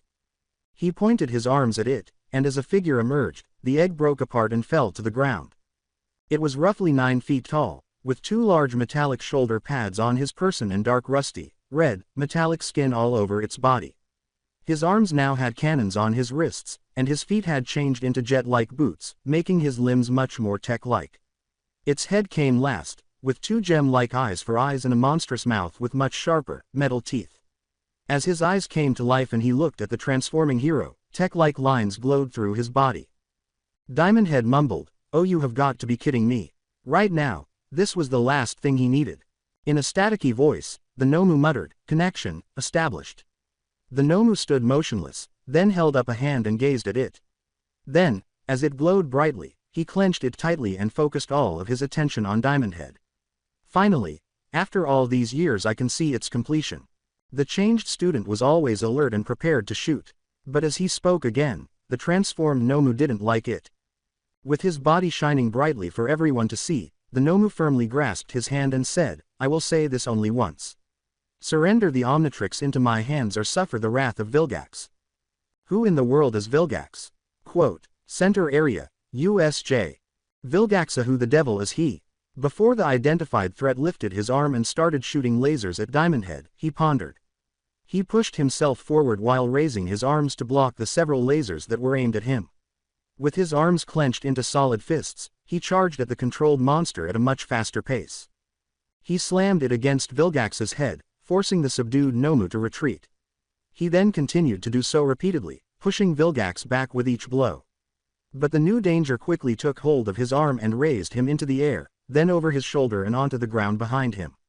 Diamond Head moaned before being raised once more and blasted back into the stairwell after being confronted by a laser cannon. When Vilgax approached the hero, a flurry of crystals exploded all over his body, blinding him. Raising his arm to defend himself, he growled and attempted to advance, but was flung backward by a pillar of crystal from below. Diamond Head's arms became solid blades as he rushed out of the stairway, forming a pillar beneath his feet to launch him skyward at Vilgax. But as he got closer, Vilgax took the student by the head and pushed him forward, causing them to fall into the forest while emitting a thick cloud of smoke. The class was totally blinded by the smoke as it spread throughout the open space. As he raised his goggles for the situation, Aizawa himself swore. But in the smoke, he couldn't see Shigaraki even with them. With his students still with him, he couldn't risk pursuing him. In relation to which, through the smoke, Aizawa's red eyes flashed as he commanded, "We need to get up the stairs. Follow me, now." As fast as they could, the class hurried up the stairs to do so. When they got to the top, Diamond Head crashed at the top of the stairs, and an explosion erupted from the forest. They were joined at this point by Jiro, Kaminari, and Jin. Jin raised his cuffed hands to his bag and exclaimed, "Holy shit, you got fucked, are you okay?" Aizawa raised an eyebrow at this, but she didn't ask any more questions because of the limitations. There were more pressing issues to be concerned about. Diamond Head pushed himself to get up and dust off the derbies, saying, "Yeah, I had worse days." After recuperating from his short circuit, Kaminari yelled, "Can we start running away now?" Panicked a little, Jin cried out, "Gee, that's the thing they were gonna use on All Might. We are ready to throw you all ahead of us." Asui asked their teacher, who was looking down at the forest, "What do we do, sir?" In this case, there was really nothing he could do. He could only disable one of the Nomu's quirks at most, and he wasn't even given the option to select just one. In addition to its newly discovered addition, the mutant still had its other quirks to work with. When he turned to look at Diamond Head, he saw that he was about to descend. The student halted when Aizawa yelled, "Sato." This was going to give him a headache, no doubt, but it would be worth it. "Can you defeat them?" Without wasting any time, Diamond Head stated, "Won't be easy, but yeah." Diamond Head turned to face him and saw the man's red eyes shine. "Good, I'll be assisting you to the best of my ability. At the very least I'll make it easier for you." With a thumbs up, Diamond Head said, "Thanks, I appreciate it." Then Aizawa moaned, "Just get it done." Still furious that he had to be rescued, Katsuki yelled, "Hang on, how come that bastard gets to fight?" Aizawa shocked the class by glaring at them and saying, "Because right now he's the only one I can think of outside of All Might that can realistically handle this thing." There was time for this, even though he wasn't sure who was stronger than the other and didn't really care. "Stand back, watch over the prisoner and be on the lookout for the others. Understand?" It was an order, not a question. Katsuki held his tongue and made himself stand down in front of his teacher, even though he wanted to exact revenge on Nomu and show that he was better. The class did the same, staring down in uncertainty. Izuku, who detested the sense of being worthless, looked down at his arms, fully aware that he was powerless to fight. But then he looked at Diamond Head, and his mind opened to Aizawa's ideas. If he is capable of handling an All Might killer, then, could he? He gave a firm shake of his head. The number hero, All Might, was well known for his strength and capacity to save lives. Nobody could ever truly compete with the man, could they? Then, as it shook violently, another explosion occurred, taking them by surprise. Diamond Head slapped his watch and was engulfed in a green flash, saying, "Yesh, I can't ever catch a break. All well, time for someone different." What appeared was a humanoid mass of goo, with the Omnitrix completely encased inside its chest and a pair of green eyes with black outlines. "Goop." Jiro patted his arm as Jin yelled, "What the shit is that?" What?" Her response was, "You get used to it." The newly transformed student exclaimed, "Do what you can, sensei. I'm off." Before leaping down the steps. The regret was already leaking out of his head, and Aizawa could feel it. Izuku shivered uncontrollably at the sight of Goop, but no one saw him until he pushed it back down. The heroes captured the sludge villain, who was now sleeping in prison. Goop was the sludge villain, not Rukido. Only Goop. As Vilgax passed through and peered around the Omnitrix wielder, a row of trees caught fire. He lifted his arm and aimed a beam directly at the wheel of Goop that was rolling toward him. It's interesting to note that Goop's wheel had moved just around the attack with ease. He fired a few more beams at it, growing irritated as it bounced around them, even daring to leap between two of them. He lifted his fist back to attack and threw it down as it got closer.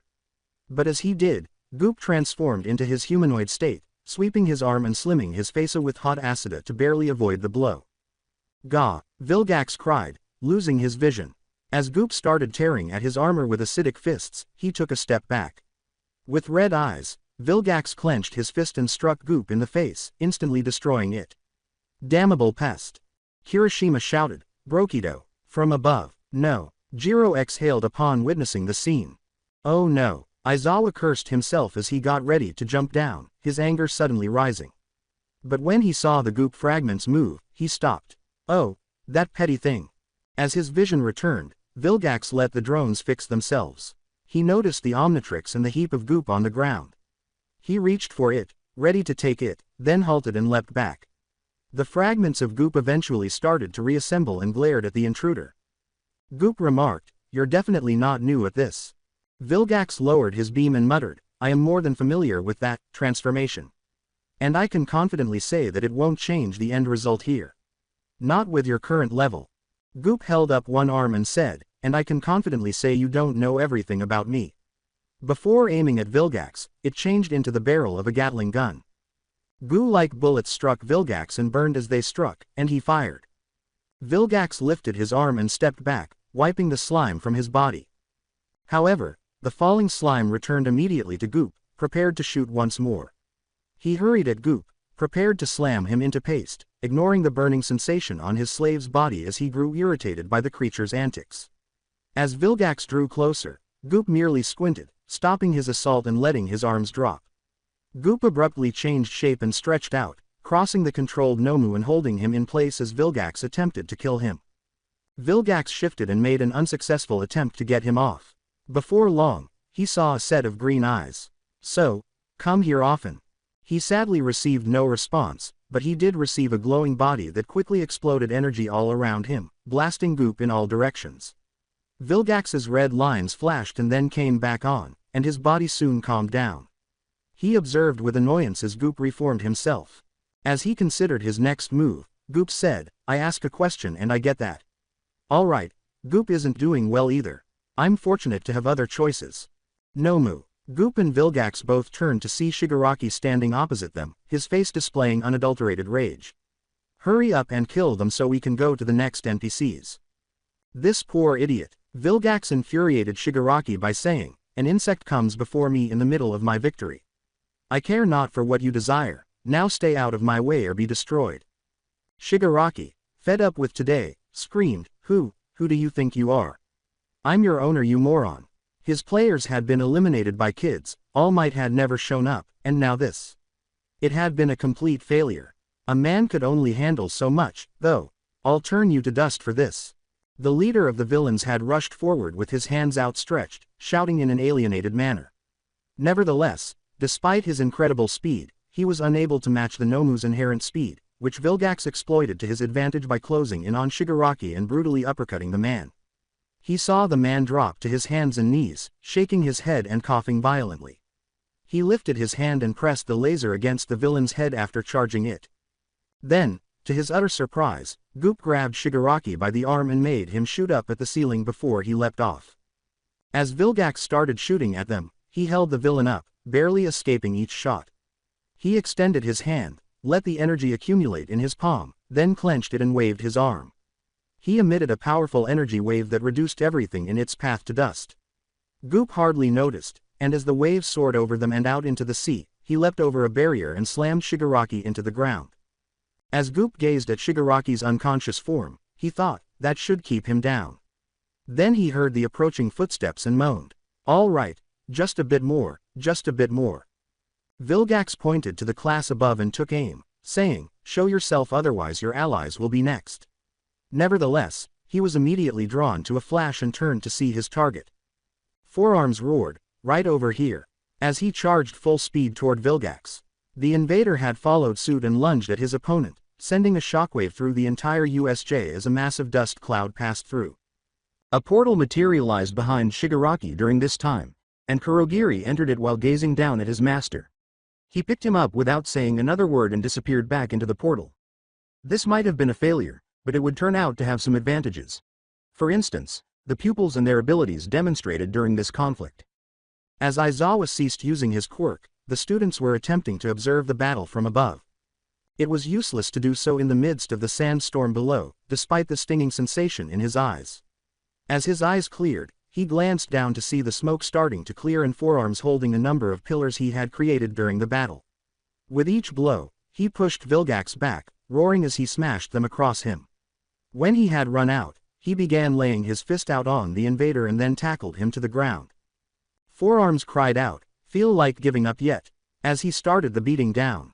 The student's eyes widened as a bright light flashed from Vilgax's chest, and then a beam of energy engulfed him. As Vilgax picked himself up, he screamed as he was flung back into the bottom of the stairs. Vilgax said, floating off the ground and into the air, "Is this all you can muster? This attempt to stop me is nothing short of a failure." As energy gathered around him from his body, he raised his arms. "You have no idea what you're against. Do yourself a favor and surrender." A new transformation emerged from the smoke, and another flash went off, asking, "You really don't get it, do you, guy?" He had light green skin, 2 antennae on his bald head, sharp goblin-like ears, and green eyes. He was a solid 7.5 feet tall. He had on a pair of loose-fitting white pants with a blue sash, brown pointed boots, and a black long vest with a navy blue shirt underneath. "Hi there, slug thug." Vilgax snarled at the name and aimed his cannon directly at the new transformation, only to be flung backward by a yellow beam. He stopped in midair and looked down to see Suginator on the ground, making a "come at me" motion, which angered him. Before he charged down with his fist out, lightning appeared all around him, but Slug Thug abruptly disappeared from view, much to Vilgax's surprise, before he felt a slap-like kick slam into his back, forcing him into the ground. Before leaping back and taking a stance, Slug Thug stated, "Come on, make this easier for me. But you can call me Slug if it would be easier for you." The student ran up at Vilgax, slapping away the blast as he closed in and delivered a devastating kick into the invader's chest, and Vilgax roared as he went flying back into the burning forest while Slug Thug landed back on his feet, his smirk never fading. Vilgax remained silent as he leapt to his feet and threw a punch at Slug, only to have it matched equally. With the forest erupting into a red fire, Slug remarked, "Yeah, he's not done yet." As the flames soared past him, Slug Thug put up his arms to shield himself, but his eyes widened as Vilgax swung at him, driving his fist deep into his chest. The invader pushed them both to the sea's edge before lifting the student up and slamming him into the ground, which caused the ground to split open and dig deep, trembling the entire USJ. Vilgax looked down the hole to see where his target was, but he saw a spark of electricity before a bolt of lightning struck his chest, causing him to scream in agony as he took a step back before Slug Thug uppercut him in midair. Even with his empowerment over the creature, Vilgax soon realized that he was being outpaced, probably because of his bulk. The invader flew up in the air as Slug grabbed him and flew them both out through the ceiling. Once outside, Vilgax knocked Slug away as they floated across from one another. Not even a second passed before they charged at one another again, throwing fists at each other to overpower the other. "I've grown tired of your games." Vilgax made the body move more quickly, even expelling more energy on his fist to land, but Slug had easily evaded each one and countered it with his own. "You know that your attacks on this body are pointless." Quote, "The same is true here, friend. Your super strength isn't particularly noteworthy." He dashed back and began tossing balls of energy at Vilgax. However, these were simply deflected with little difficulty. "However, right behind you." Quote, the invader was interrupted when the same blast of energy that he had deflected came flying back around and exploded upon his back. "Do you think I'm as foolish to?" The invader was flung forward and met with a solid knee curiosity of Slug Thug. Before he jerked Vilgax's head up and punched him away, Slug said bluntly, "I tried to tell you." The invader had barely managed to stay afloat as he aimed for the enemy in front of him. "So we continuing this or what?" Quote, "To talk to me like that, I don't care who you think you are." One way or another, you'll fall, and I'll have the Omnitrix. I won't just kill you, but those ants you seem to care so much about too. Vilgax said, bringing his hands together to form a single cannon that was pointed down at Slug and the USJ. Quote. Slug Thug deadpanned, then sighed, holding out his hands and giving the invader his iciest glare, saying, Yesh, I bet you tell that to anyone as tall and handsome as me. Just make sure you use all you got. Slug Thug looked directly at it as a ball of energy appeared in his hands, growing and growing with each second that passed, waiting to be released at the right moment. Vilgax growled as his energy appeared all around him, seeping into his cannon as it shook violently. His body shook as the energy grew greater and greater, releasing small but noticeable shockwaves throughout the air. Down below, the students could only see a bright ball of light from above, almost blinding them. Goodbye, Vilgax exclaimed as he fired the cannon at last. Not today, declaring. Slug threw the energy ball at the explosion.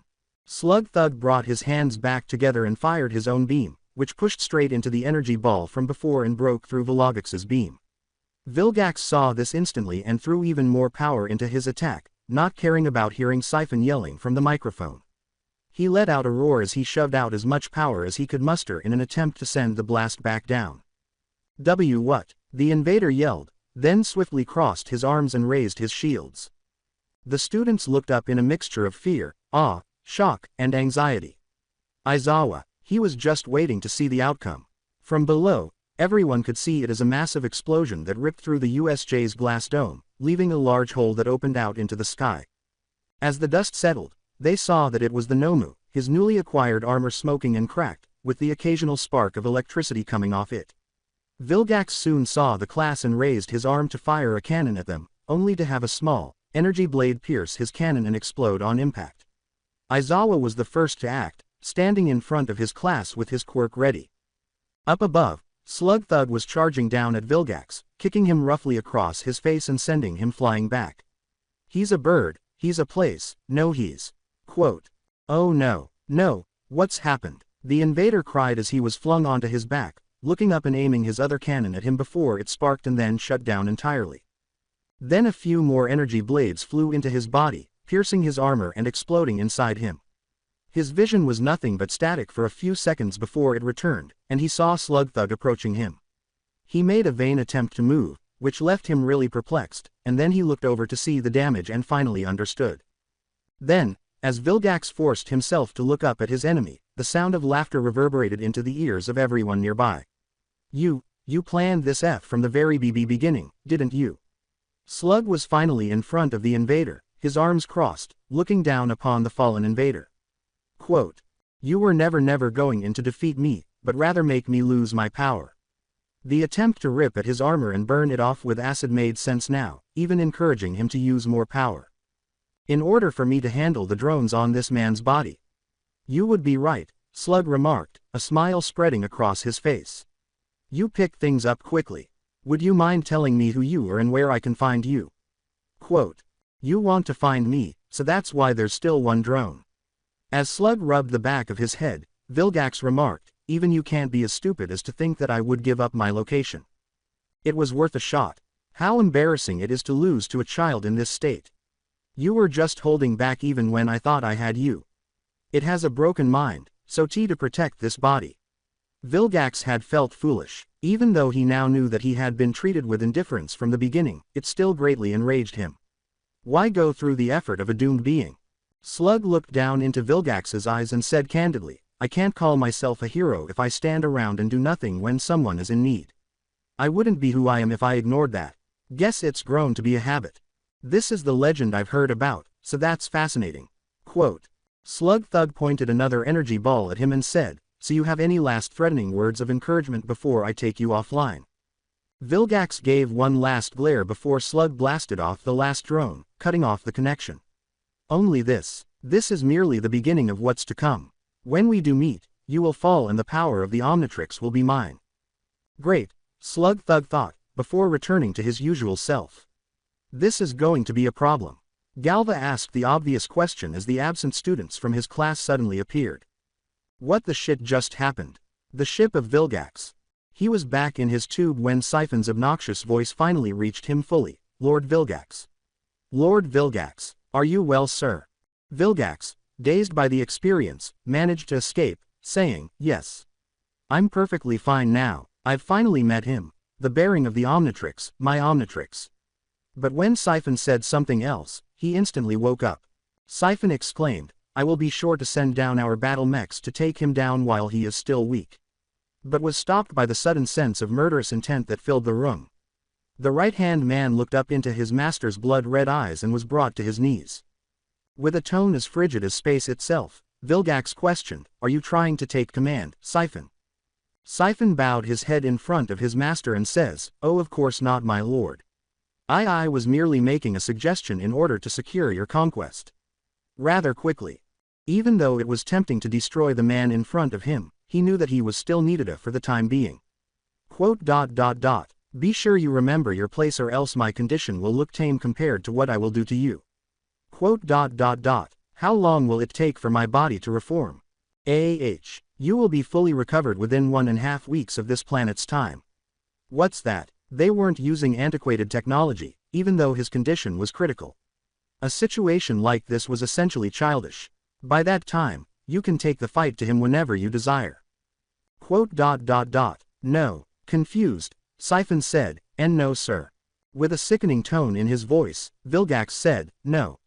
The boy is far more of a threat to my conquest than I had originally believed. Even with a powerful tool under my control, he held back to not harm it. Even with my original power, I would fall. He detested weakness, and he hated with all his heart that he was one of those people. With a hint of discomfort, Siphon asked, What do you plan to do, sir? Vilgax commanded, We depart now. I have to get ready for him. His enemies will undoubtedly now look for him, even outside of this planet. Make haste, Siphon. We head for Vilgaisha for my recovery. As soon as Siphon said, At once, my lord. Drones. You've heard your master. Take us away from this backwater planet. The drones immediately began to operate. Siphon left the warlord to his thoughts and headed directly for the control console. As he allowed himself to drift into a deep sleep, Vilgax thought. Rukido Sato, I hope you'll be ready for me. The ship continued to face away from Earth before exploding away without leaving any trace. They would come back. Center Zone, USJ, later. Heroes and police arrived at the scene and were immediately drawn to the explosion between Slugthug and the controlled Nomu. They had anticipated seeing hundreds of villains encircling a group of students who were yelling and pleading for assistance. Instead, they saw the students lounging around with a thick web covering them and an absurdly large pile of unconscious villains behind them. What the hell happened, really? All Might, who cursed himself the whole time while racing to the USJ, was one of the heroes on the scene. His guilt increased when he realized what had happened and that he ought to have arrived here much earlier. Particularly when he saw his successor with both of his arms nearly broken. Then he noticed it. The Nomu. It was claimed that this creature possessed several quirks, which was not feasible from a scientific standpoint unless one man did it. Without a doubt, he was responsible for this. I should bring this one in personally. No one else here can, All Might thought, his eyes filled with rage as he gazed at the creature in disgust, realizing that it had once been a human being and that it had either been forced into experimentation or volunteered. Pardon me, Rukido remarked as he passed All Might. Young Sato, don't come. Nothing about it is known to us yet, All Might said, but Rukido turned back to face him. Before returning to the Nomu and turning on his watch, Rukido said, Calm down, I got permission from 13 and Aizawa to help him. Omnitrix. DNA genetic repair approved, code, 010 Alpha Omega. The voice was accepted. The code has been accepted. Charge up starts in 10 seconds. The Omnitrix flashed green and said, Please stand still. Rukido put his hand on the Nomu's head as the flashing brightened. As she walked beside him, 13 interrupted All Might, saying, Young Sato, what are you, leave him be. Just trust him. The Omnitrix said, Charge up complete, genetic repair approved. Before All Might could reply. Quote, All Might was completely blinded by the bright green light that surrounded Rukido and Nomu, and it took a moment for his vision to return before he turned to face Rukido and the Nomu, his eyes wide with shock at what he saw. The Nomu was gone, and in its place was a man who looked casual and was wearing only the big, loose-fitting pants he had previously worn, but he was completely unconscious when Rukido yelled, Hey! Medic, go here, quote. All Might felt bewildered and held a little bit of fear. He needed to know something. All Might could only watch as Rukido assisted the unconscious man to the arriving medics. "He'll be all right, right?" Rukido inquired. As the medic examined the former Nomu, he said, "Physically sure, but mentally is a whole nother story, kid. We're going to have to bring him straight to the hospital and see where his condition goes from there. Please move aside." All Might approached Rukido at this point and said, "Of course." He moved aside as a second medic arrived carrying a stretcher, lifted the man up, and gently laid him on the stretcher before carrying him away. Hey. Young Sato, how in the world did you manage to undo that man's hideous change?" All Might inquired thoughtfully. "I have consistently been able to do it. In fact, it was something that came up during a road trip. I'm glad it still works just fine even though it's been a while since I had to use it," Rukido remarked, oblivious to the momentary freeze in their number hero's face. "I ran into one of those Nomu things before. What about the quirks that were inserted into them?" This was the crucial point. "I don't know." Rukido looked back to where he saw Jin and sweat dropped, saying, "Sorry, I'll be back." The watch kind of just reverts them back into their most basic state, and given how the quirks don't have another body, they probably just vanish. Jin was currently doing his best to answer the police, but his violent side wasn't helping. "Jin, quiet down." Quote. "No, I'm sorry, Sato-san." "Fuck you." Quote. All Might stayed put, his genuine face concealed by a smile, but on the inside he was wary, afraid, and anxious. This boy, could he be? I must speak with Nezu. He was so engrossed in his thoughts that he did not notice Rukido disappear into the hallway under the guidance of 13. The space hero had asked him some questions about what had happened, and he had complied. Aizawa, however, watched them both critically from a distance before turning away. His entire focus was now on his pupil. "Hallways, USJ. How are you doing, then?" They both stopped when 13 asked abruptly, and she gave him the most concerned look a space helmet could give. "If I didn't have to deal with a highly advanced scientific experiment on steroids, I would feel better. But really, where did those things originate?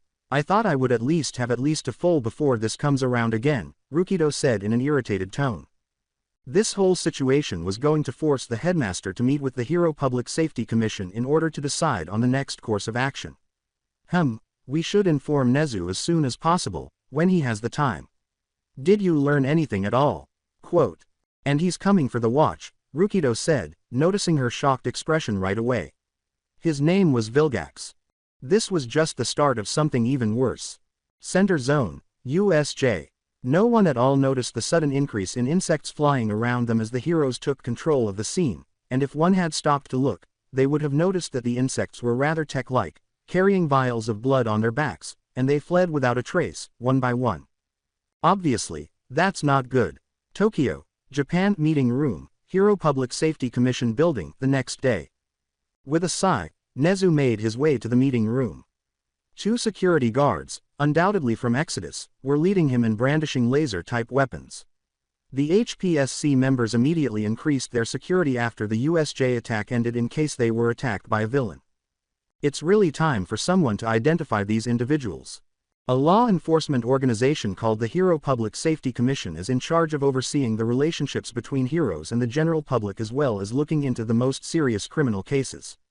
To strike a balance between heroes and civilians, a committee of non-heroes served as its leader.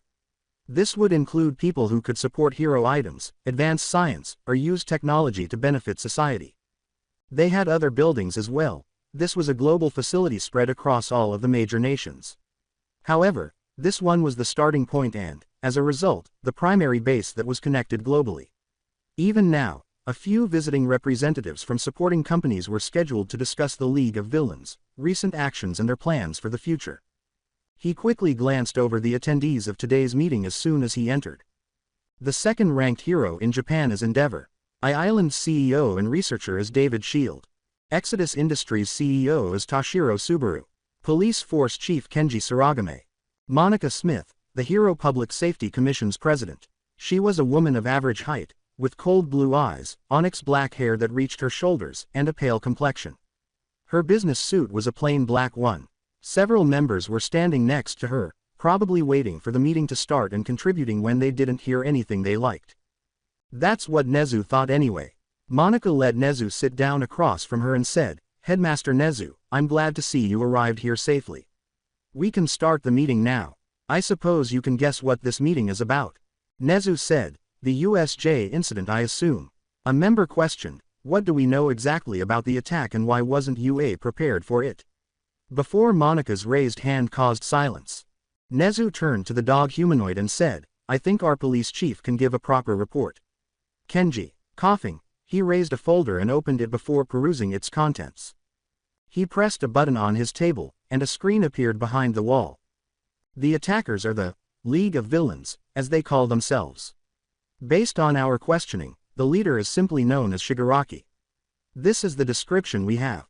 When it turned on, everyone could see a beautifully drawn Shigaraki. They simply regarded the man with a mix of interest, frowns, and glares. From what we understand, he is extremely unstable and violent to a high degree. His quirk seems to involve decaying anything he touches. As she shivered at the sight of the man, a member whispered to herself, he may not look like much, but that quirk alone makes him dangerous. Once more, the image changed to display Kurogiri. This man is known as Kurogiri. He's far more calm than his so-called master and appears to be the primary reason that the villains were able to infiltrate the USJ with ease. His quirk seems to be that of a warp ability that allows him to transport multiple people at once. His body appears to be made of the same warping material, but we learned that he can be couched via his metal collar. It is a theory that it may be what keeps his body together. We have more info on a butler than we do on the actual leader. Monica asked, after seeing a headshake, was there anyone else that was important to them? Surely one of the other villains. With a hint of concern in the air, Kenji stated, all of them had the same response. About an offer to help take down All Might. Which leads us to the League's secret weapon. The Nomu. Having seen similar things before, they were only slightly disturbed by the creature's image that appeared. It turned out that not all quirks were visually appealing. After examining it for a while, Endeavor sneered. He was convinced that he could easily destroy this thing. From the reports, it had a combination of super strength, super speed, enhanced healing and shock absorption. All of which are quirks. David exclaimed in surprise, how could it have so many? Although All Might had told him about this, he didn't elaborate. Someone must have put them together, there's no other explanation. A living Frankenstein made up of all the best parts yet zero brain power. Toshiro grumbled. His organization did not engage in such experiments because they were incredibly cruel. All those powers within a single body not built for all those quirks are likely to either break down and die or have their mentality broken. Nezu complimented Subaru-san, who was just humming, a good observation, Subaru-san. However, this is not everything. Kenji brought up another image and said, yes, there was another attack not long after the Nomu was immobilized. David and Toshiro were interested in the drones this time. These machines led that attack, capable of flight and able to fire beams of energy. Without even acknowledging its design, David remarked, they look like they're made for scouting purposes alone. Maybe for a quick assault, but definitely nothing major. Toshiro looked over the machine and remarked, whoever designed them definitely didn't put too much thought within the armor then. Another image appeared that showed the changed Nomu confusing and stunning them. While they may not look like it, they are dangerous. Especially with what they had done to the Nomu, or rather with it. It was reported that the machines had fused their technological cybernetics to the Nomu while it was immobilized. Everything it had, the Nomu had, and then some. Flight, ranged laser assault, self-repairing, and some advanced armoring from what we understand. As Toshiro remained silent, David inquired curiously, you mean to tell me it had bonded with it? Everyone's attention is now on. Not only that, but someone took control of the Nomu. It dubbed itself Vilgax, and attacked as if it were a pro-hero. The students claimed they had heard about them wanting to claim something, but were unable to confirm exactly what during all the chaos. Endeavor growled lightly and said, TCH. So all we have to work with is that someone with advanced technology goes by the name Vilgax. Not so helpful. Maybe not. If we can access that technology, then we can most likely track down the source. A member responded. Toshiro rolled his eyes and turned to the police chief, saying, it's unlikely that someone with this kind of tech wouldn't allow it to be tracked back to them. Even then, they would have left the area they had activated them from. I assume you have what's left over at your lockup. I would suggest allowing David and myself to examine them within our facilities. To everyone's dismay, Kenji said, well, I'm sorry to disappoint you, but that tech was destroyed altogether long before we arrived there. The loss of such potent technology made Toshiro himself mutter curses. Monica questioned, who destroyed them? The League by chance to cover their tracks, but was met with a shake of the head. Their spirits were lowered when the dog-like man responded, unlikely. The machines attacked everyone on site and Vilgax himself had attempted to kill Shigaraki multiple times. This was done by another villain altogether. They had joined the League of Villains, but they also had a new group. The one who destroyed them, however, was a UA student who did so in order to free the Nomu from the machine's control. A member cried out, "Wait, wasn't this Nomu designed to kill All Might?" The Nomu's purpose in killing All Might was well known. It was unbelievable to learn that a student had succeeded in defeating it. In an effort to reassure his fellow council members, another member remarked, perhaps it was a joke. I mean, no one can match up to All Might. Nezu regained their attention by declaring, I hate to tell you, but the fight would not have been easy for All Might if that thing had faced All Might. This Nomu was made by someone with the intent to face off All Might. Between the minor break-in at UA and the USJ attack, this was carefully thought out perfectly with the exception of All Might never arriving. Concerned, David exclaimed, so what? That thing could have actually killed All Might. Nezu, who was not nearly as impacted as they were, stated plainly, should have not taken the fight seriously, most likely. One member stammered, and this student, is he as strong as All Might? Well, to put it simply, I don't know. Nezu grinned broadly, taking pleasure in their stunned expressions. The student didn't simply knock him out, he forced the controller to use up all the drone's energy before eliminating them from the Nomu's body. Luckily beforehand Shigaraki had commanded the Nomu to stay in place before then and allowed the boy an easy victory. David shook his head in surprise and said, even so, for a new student to hold it off for that purpose alone is amazing. And are they okay? This Nomu didn't hurt anyone too badly, had it? Nezu reassured the island researcher, saying, only minor injuries for everyone present, but nothing remotely close to fatal. What precisely happened to the Nomu? Monica inquired. I doubt even our greatest forces can hold such a monster. With great pleasure, Endeavor said, I could burn that thing to a crisp and save us the effort. That was swiftly dispelled, though, when Kenji raised his voice. The police chief clarified, actually, the Nomu was cured to say the least. The room fell silent as he went on. He's currently at Hosu General Hospital for recovery. However, while he appears to be physically fine, it's his mental health that the doctors are worried about. It doesn't help that he's in a coma and we have yet to be able to properly identify him. Inquiring further, Toshiro said, I'm sorry, that thing was cured. Even with all those quirks implanted into its body. What exactly was the cause of this? A temporary transformation. And what exactly became of its quirks? Did they vanish? Looking at everyone's faces, Kenji said, from the physical report on the patient, yes. Outside his original quirk, which was jamming radio communication. Some appeared relieved, some anxious, and a few, to put it mildly, intrigued. As for the cause, the same student who defeated the Nomu to begin with also managed to cure it with his support item. It was much more than that, even he knew. What is the name of this student exactly? Monica asked, her icy glare resting on Nezu, who was, to put it mildly, completely unaffected. Why, Nezu said with a radiant smile, he's Rukido Sato of Class 1A.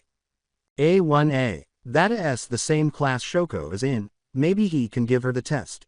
Endeavor thought intently, not caring about the boy's achievement, only that he would be helpful for his creation's future. How about this item of support? When he saw Nezu's hand up, Toshiro stopped and swore to himself for stopping so quickly. The student is not our top priority right now. Nezu essentially took over the meeting and went on, as you are well aware, the sports festival is coming up within the upcoming weeks. What we are going to do about these threats is, in order to provide protection, I would like to ask that we move some heroes there. The committee members erupted in our indignation as soon as he said those words, with some claiming that they needed heroes out at all times and in all places, while others claimed that they needed those heroes in areas that just so happened to be close to their homes. At this point, Monica had to give them a swift order to calm them down. I guess I should remind you that our students at the USJ, which was supposed to be a safe place, were attacked by the League of Villains. What's to say they won't also target the sports festival, which would draw hundreds of people?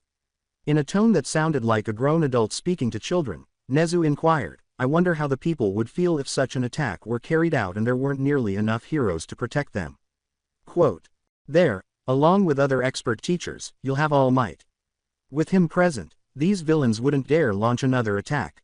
Many members agreed with the declaration made by one member, but Monica remained silent, curious to see where this was all headed.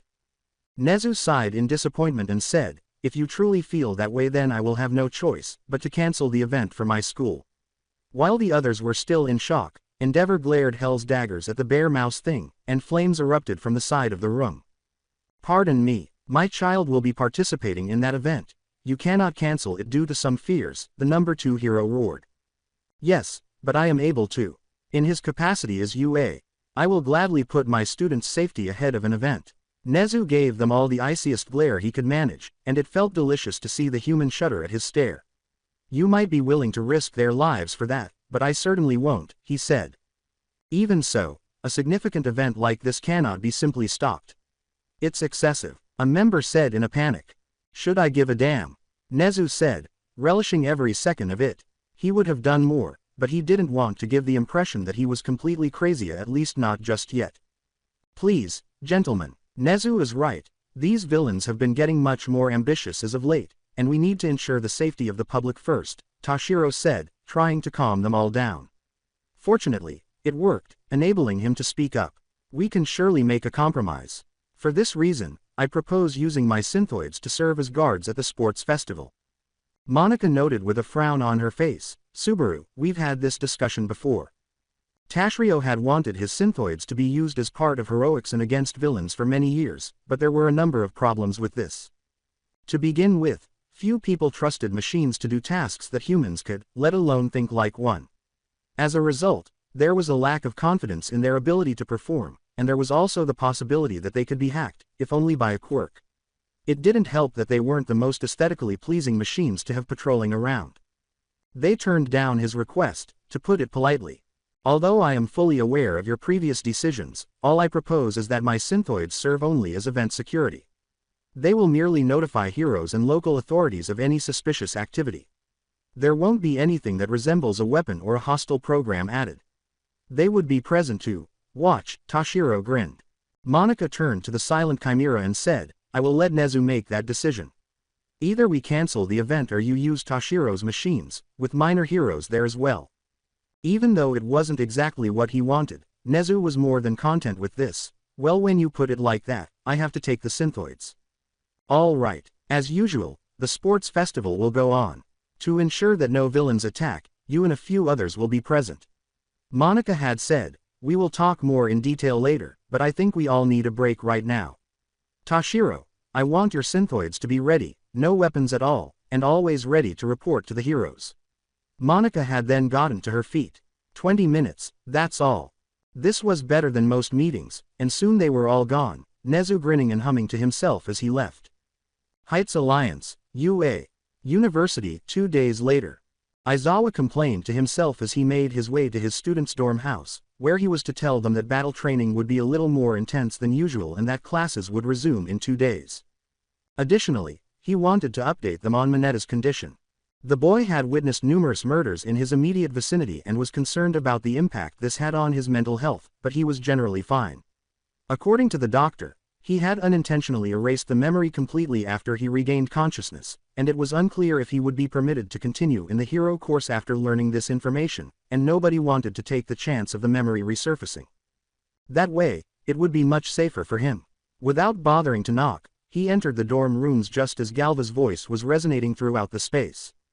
How do you change? Galva shouted, drawing the teacher's attention. He hardly made an impression as he turned the corner and saw that Rukido, Jiro, Momo, Izuku Galva, and Taya were the only people present. Have I not already explained this? Confused, Rukido inquired. You went into detail about how it worked, but not so much about how. Galva gave him a finger-pointing accusation. Is it truly that significant? Taya sighed when Rukido asked. It was explained by the dragon woman that, he is a man that searches for answers. All right, for what seemed like the 100th time, Rukido brought up the Omnitrix and said, I suppose I can respond to this as appropriately as I can. Aids in my transformation. Make use of superpowers, etc. This is how it operates now. You're taking your time, aren't you? Aizawa asked, raising an eyebrow. Rukido began, somewhat perplexing them, how it works. The Omnitrix works as if it's going deep into my DNA and pulling out the powers from it. Jiro said, but you don't have a quirk. Yes, I am aware. In any case, even though I don't have a quirk, that doesn't mean there was never a chance it would show up. In this day and age, people without quirks can still have children who may have quirks of their own. Rukido started to explain and let them make the necessary adjustments. As a result, the Omnitrix can pick at whatever is present. What does it mean to simply take something that you cannot have and give it to you? Jiro inquired. Momo said cautiously, but that wouldn't explain your other powers or even your transformations. It's not just my DNA, though. My vines have been stricken with blood for millions of years. It's similar to the minds of cavemen. Although they possessed it, they never performed the necessary evolutionary processes to fully activate it at this time. As he lowered his watch and displayed one of his forms, Rukido added, we evolved over time and generations so things are easier for us to understand. It's the same case with quirks, they were always there just dormant. I can take them out and use them myself with the watch. What about the forms? Quote, a straightforward response. It puts me in the safest form possible to use the power. All right, but how about referring to your abilities as quirks? Galva chose to inquire. Technically, they aren't quirks, so I won't refer to them as such. Now is that all or oh? Rukido's eyes widened abruptly, and everyone followed his gaze, gaping at the Izuku's frantic journal writing and muttering. Huh, Momo, smelling salts please. Izuku blinked at the odd odor, then looked up and flushed at their inquisitive looks. Already done. Momo was well prepared for this. Izuku said, sorry, I just like writing down about quirks, that's all. It's okay, but not quirks again. Just powers, Rukido remarked, and Izuku nodded before suddenly bringing out a brand new notebook. How did he obtain that? Galva spoke softly to Taya. As perplexed as her friends, the dragon woman retorted, I couldn't even begin to figure it out if I tried. What would you name them, then? I'm referring to your forms. Rukido hummed, put a hand under his chin, and developed a contemplative look as Izuku asked, pencil ready. The transforming student confused everyone by deciding, I suppose aliens would be my choice. Aliens, why that of all things? Izuku inquired. Don't you think it's kind of random? Jiro's eyes were deadpan as he spoke. More like fantastic. They appear completely fantastic, so it makes perfect sense. Galva exclaimed. Missing Jiro's narrowed-eyed glare, Rukido said, yeah, totally the reason. She heard his heart skip a few times as he reviewed his explanation, but it quickly returned to normal, which usually meant lying in general. She may not have understood why he was lying, but she had no real reason to confront him about Ida unless she was a bitch who loved chaos, which she fortunately wasn't. It's really none for my business though. So, which one would you like to begin with? Rukido inquired, aware that the greenette in front of him was prepared. Oh, you beat up that Nomu thing with that slug guy. Galva made the decision for them. Jiro shifted uneasily and muttered, well, if you're going to start off with any of them, might as well be the one that ended that whole thing. Geez, what a nightmare. Not entirely over the USJ, Momo stated, I hope this will be the only thing we'll have to worry about, because things have gotten really hectic. Ow, I don't think so. What have I said? As Taya slapped him over the head with her tail, Galva yelled. Without even glancing at him, Taya said, learn to think before you speak. She disregarded Galva's digressions in favor of Rukido, saying, that certainly seems like a strong form. In your opinion, how do you compare to All Might? Quote. When his classmates gasped, Rukido responded without hesitation, oh I could totally beat his ass, no questions asked. Quote. Dude, All Might, the strongest man alive, and the top hero in Japan. Galva's eyes widened as he spoke. Whoop, the man can punch hard. There are at least a few forms that come to mind that could literally beat him to death.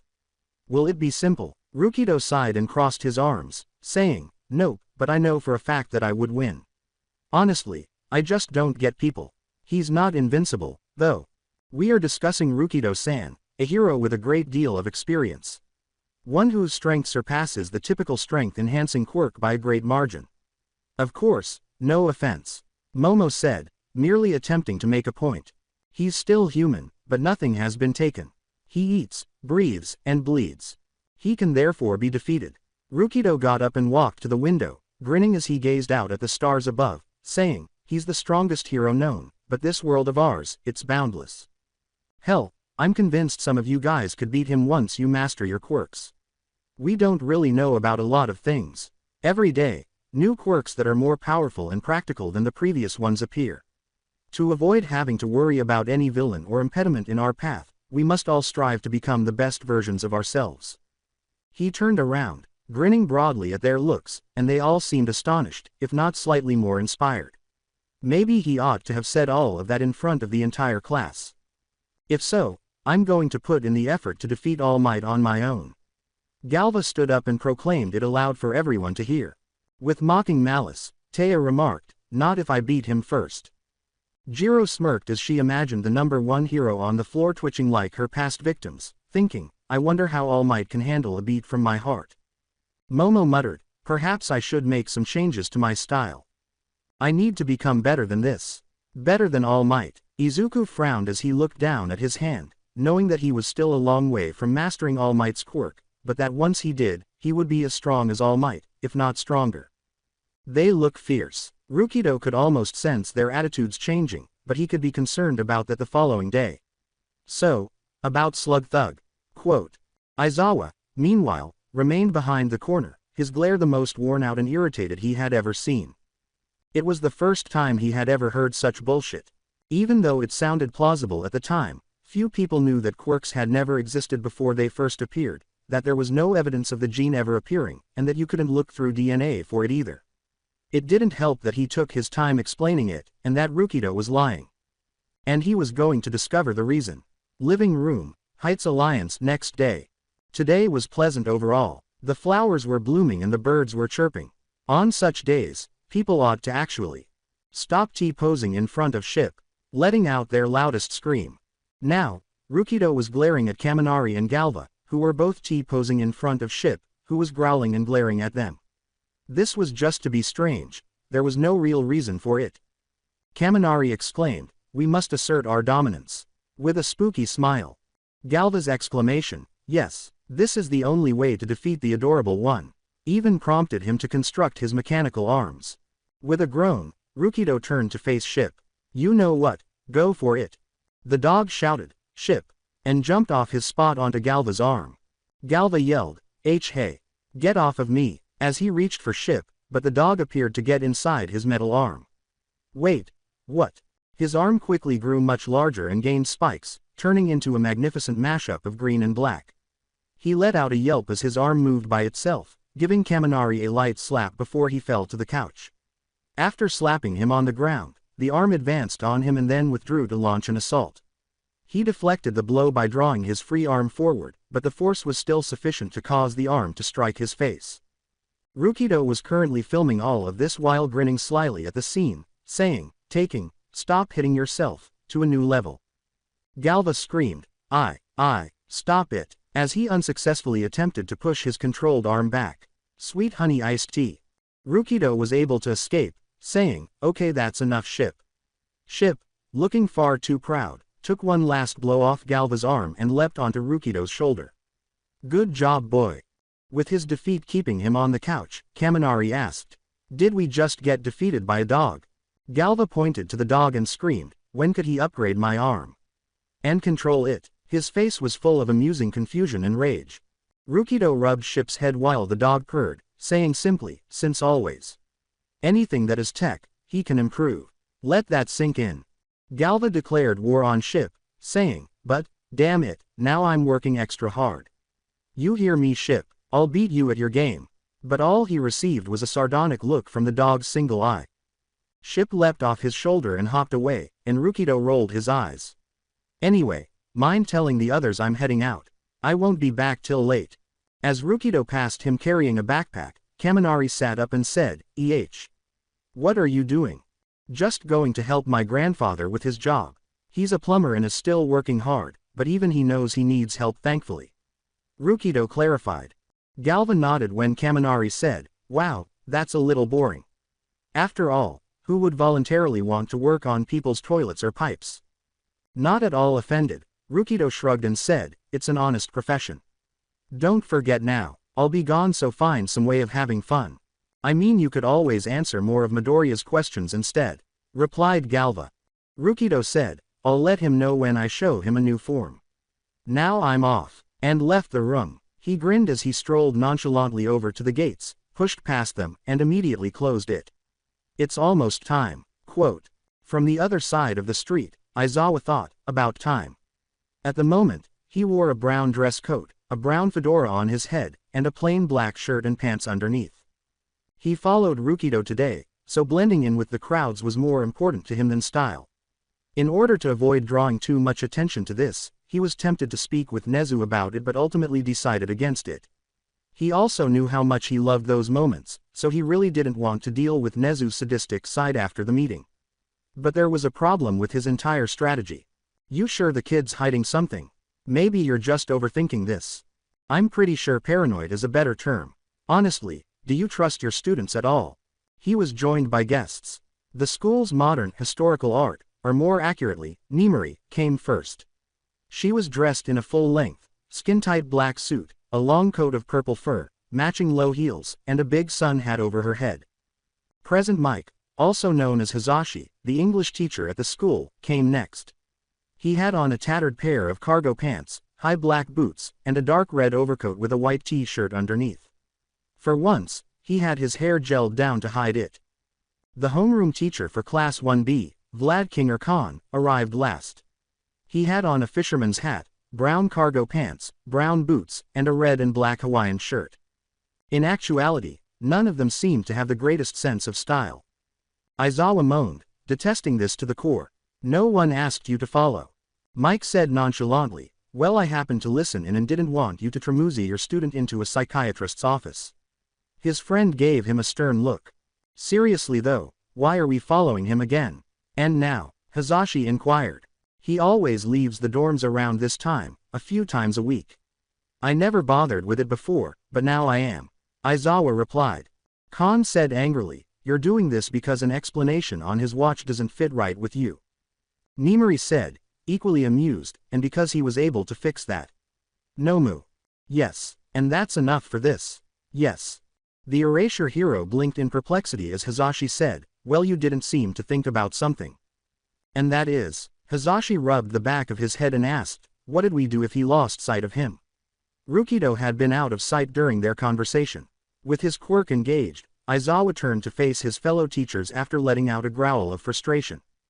Aizawa chased after Rukido as he walked, saying, spread out and find him. Now, the others just exchanged glances, then sighed and did the same. It wasn't like it would be hard to find him. Many years later. All right. This was challenging. 3 hours. They looked for Rukido for 3 hours and found nothing. Since pursuit was typically easier than this, the pro's actions were a little embarrassing. But he seemed to have disappeared. But rather than being irritated, Aizawa was agitated. He had a very straightforward plan, but he made a mistake because he let his coworkers divert his attention. Just a little bit, I will strangle them. Then his phone started to vibrate. He pulled it out and put it to his ear, complaining a little. Hello. Aizawa shivered when Nimari said, guess who I found, in such a seductive way. Where? Aizawa inquired, trying to hide his discomfort. Old shipping yard, near Yakin's dinner. He's one of transformations. Spider monkey, I think. That seemed odd. In his opinion, his student only employed transformations during battle trial or in the dorm. I'ma sneak up on him. Maybe see if he's doing some vigilante stuff, maybe he's itching to fight after the USJ. After hanging up the phone, Aizawa started texting Hizashi and Khan, saying, okay, just don't get caught. If Rukido had suddenly decided to take on vigilante work or perhaps even continue Ida, they needed this resolved. The old shipping yard in Mustafu City. Hizashi exclaimed, "Uak," as Aizawa's scarf encircled his neck. He was exhausted, angry, and in desperate need of a sleeping bag, some juice, and cat videos. Shut up. Did you find Nimari? Khan spoke up because Hizashi was too preoccupied with trying to escape. Unfortunately no. We were searching until we saw you coming.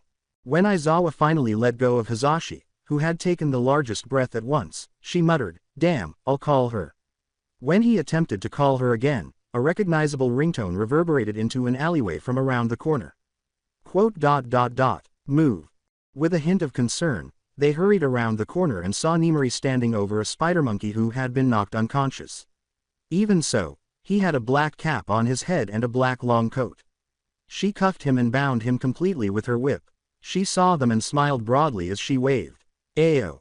Hazashi exclaimed, Heya, as they stood beside her in her capture. Huh, guess you weren't in trouble. Nimari was more than satisfied and remarked, oh, of course not. Though he did catch me in attack. Then he tore at my suit by accident and the rest was history. As he kicked the unconscious spider monkey, Aizawa moaned, given that he attacked you, I'll let it go. For now we need answers. Khan glared slightly and said, easy there. That's still your kid, at that. My kid. Well, we are responsible for them, so therefore they are ours kids. Khan clarified. Hazashi pointed out, ignoring the man who was flushed. Ignoring Vlad's issues. He's right, you can't just kick around your student.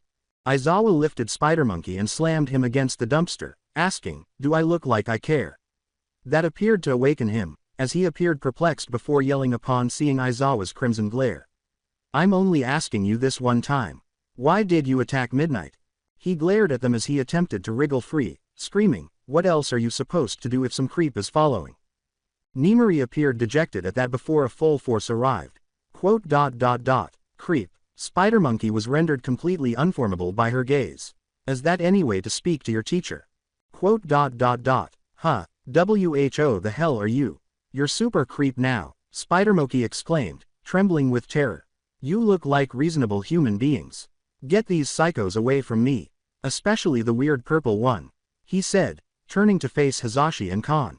Weird. Nimari exuded her inner fury, sending shivers down everyone's spine. As she suddenly produced her whip and cracked it, things only got worse. Hard. Seems like you're due for a punishment. Do. Spider Monkey shivered some more, then stopped completely, staring up at them in confusion. Wait. You know Rukido. The teachers all looked down at Spider Monkey and had the same reaction. Huh, but while they were perplexed, Spider Monkey abruptly escaped his bonds and leapt to his feet. Spider Moniki shouted, ha ha, freedom, as he hurled a web in Hazashi's face and pulled him into Nimari and Aizawa. However, Khan reacted quickly and missed his attempt to catch the student by shooting blood from his arm. Spider Monkey ran off with a wild cackle. Let's call it the day you nearly caught an albonk. He collided head-on with the lid of a garbage can. Reggie, why in hell are you yelling? The teachers looked up as their eyes bugged out at the sight of not only Spider Monkey, but also Rukido, as two different people. He seemed to notice them as a mixture of frustration and anger came before him. Oh, what the fuck happened? This is not how you messed up. Quote. At the moment, the transforming student was dressed in a grayish open combat vest, black cargo pants, white and green shoes, a long-sleeved black shirt underneath, and a red circle on his belt with multiple pockets. All right, Reggie, what happened? Rukido was staring at Reggie with the most severe expression. I'm not to blame, sincerely, some flaming pile of dogshit ran into me and broke my mask. Reggie said, reaching into his long coat and removing a silver mask with a big crack in it. To ensure that no one saw me, I had to steal these clothes. The next thing I know, I kind of reacted when I heard that creepy purple girl behind me. Quote. Reacted. You responded. The Spider Monkey cried out in agony as Rukido slammed the trash can lid down on his head, saying, you hide, you sneak, you avoid people. Quote. Real earth food is what I wanted. Not that slop. Holding his head, Reggie screamed. Sato. With his quirk activated, Aizawa's voice was dark, irritated, and desperate for answers. Explain, now. Go ask Nezu later, or even better. We're done here. Rukido didn't even look at him as he forced Reggie up his feet. Aizawa felt something twitch within him, not used to the response while his friends slowly backed away. Reggie. Aizawa interrupted Rukido by throwing his scarf at his pupil, encircling his arm with it, and securing him. With a scowl on his face, he grabbed something from his side and tossed it into the air. Before the teachers were forced to wear cradles to keep them together, a green flash struck and blinded everyone. Diamond Head replaced the flash, glaring at them irritably as he lifted his crystals to shield their mouths. Holding out his hand and catching a phone, Diamond Head said, honestly the things I have to deal with. Phone, call Chimera Nezu. Calling. Chimera Nezu. The man groaned as he tapped his foot, saying, "Hello Nezu. Sorry about bothering you, but your teachers were following me and ran into Reggie instead. I figured I'd call you to have them get picked up before I put them to sleep, hopefully make them think this is nothing more than a dream." Like hell, that was unacceptable to Aizawa. He would never forget this, and if he did, he would make them regret it. But wait, was he speaking to Nezu?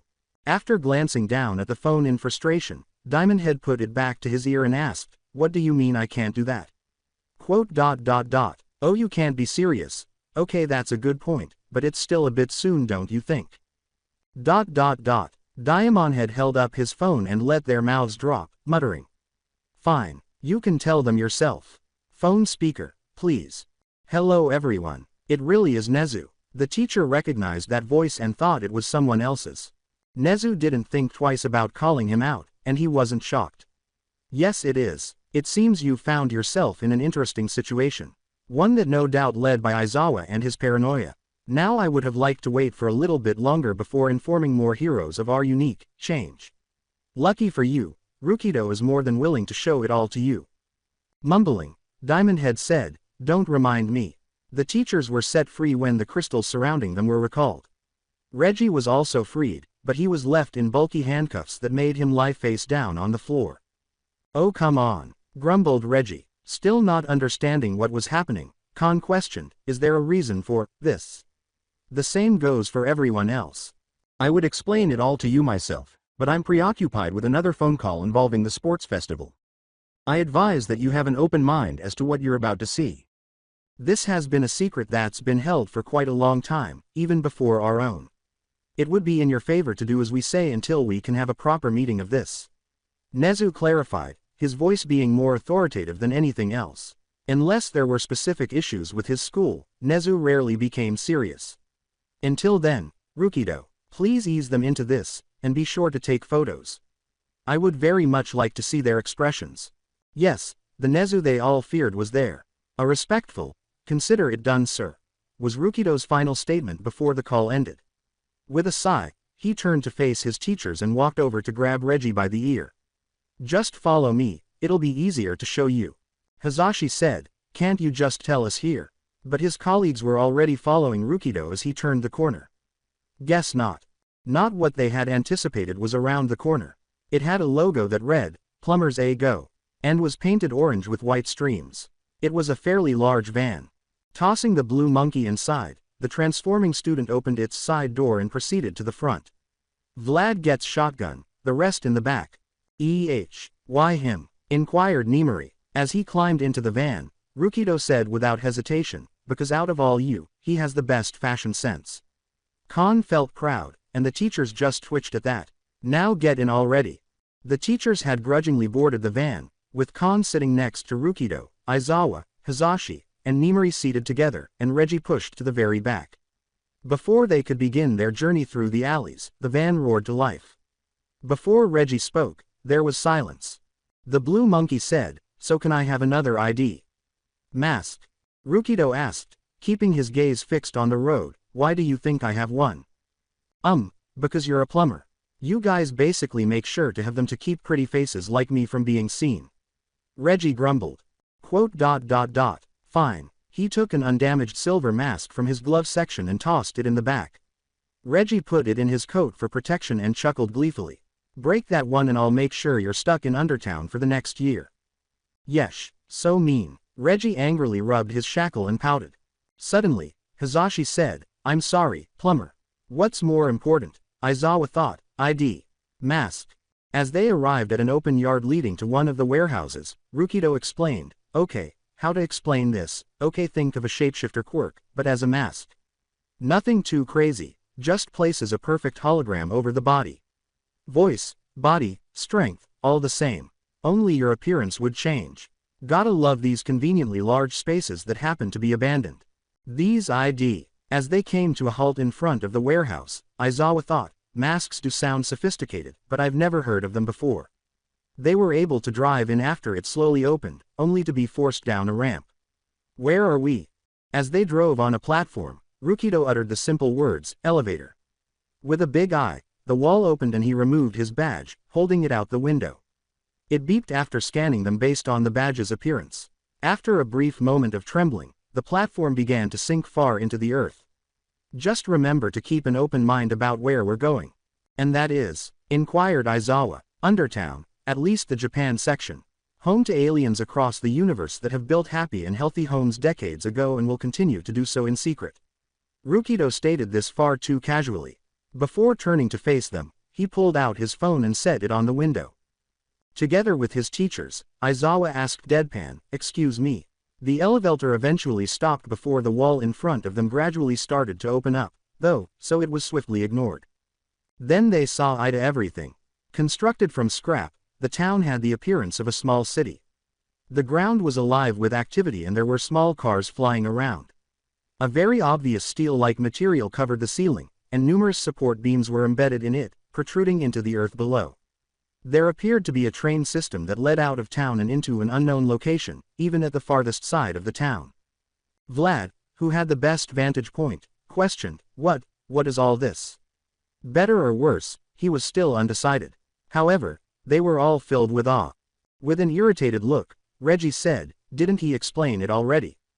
Alianza aliens, hold on. They all snapped to attention when they heard a low woman ask, "Got him again?" It was Forearms, but she had black hair pulled back in a ponytail and was dressed as a woman. She was dressed in a skin-tight, black, sleeveless suit with a red badge on her left breastplate and a white combat vest that was barely zipped up. That was accompanied by white, spiked combat boots, a utility belt around her waist, and a pair of fingerless gloves for each hand. Pushing his way to the front, Reggie said, "Hello Taka, good to see you as well." As he went on, he smiled charmingly. "Might I say, your skin reminds me of the red sands of the Gak." Holding him by the neck, Taka took him by the head and dragged him out of the van. Taka grinned and said, "Don't worry, sir. I'll make sure to put him in his place." Rukido shrugged. "You know, I wish I could believe that, I want to believe that, but that's not happening." Taka just laughed in agreement as Reggie complained about getting caught. He snapped a quick photo with his phone while his teachers were still making a very amusing face. "Okay, have a nice. No, enjoy your wonderful day," Taka said while Rukido chuckled out an apology. Taka soon left with Reggie, leaving Rukido to drive off the platform. He pulled into a random corner, looking back at them once more. So that was Taka, a Tetraman born on Earth. Reggie is an arachnochimp from the planet Aranhashimia, on the other hand. Yes, I have a lot to explain. They have been residents of Undertown for years. Later, and say that he did a lot. The world they were familiar with was much bigger than they had ever imagined, and they now knew of a whole universe full of life that stretched far and wide. The possibility of aliens ever existing was slim, but it was still present for a small number of people.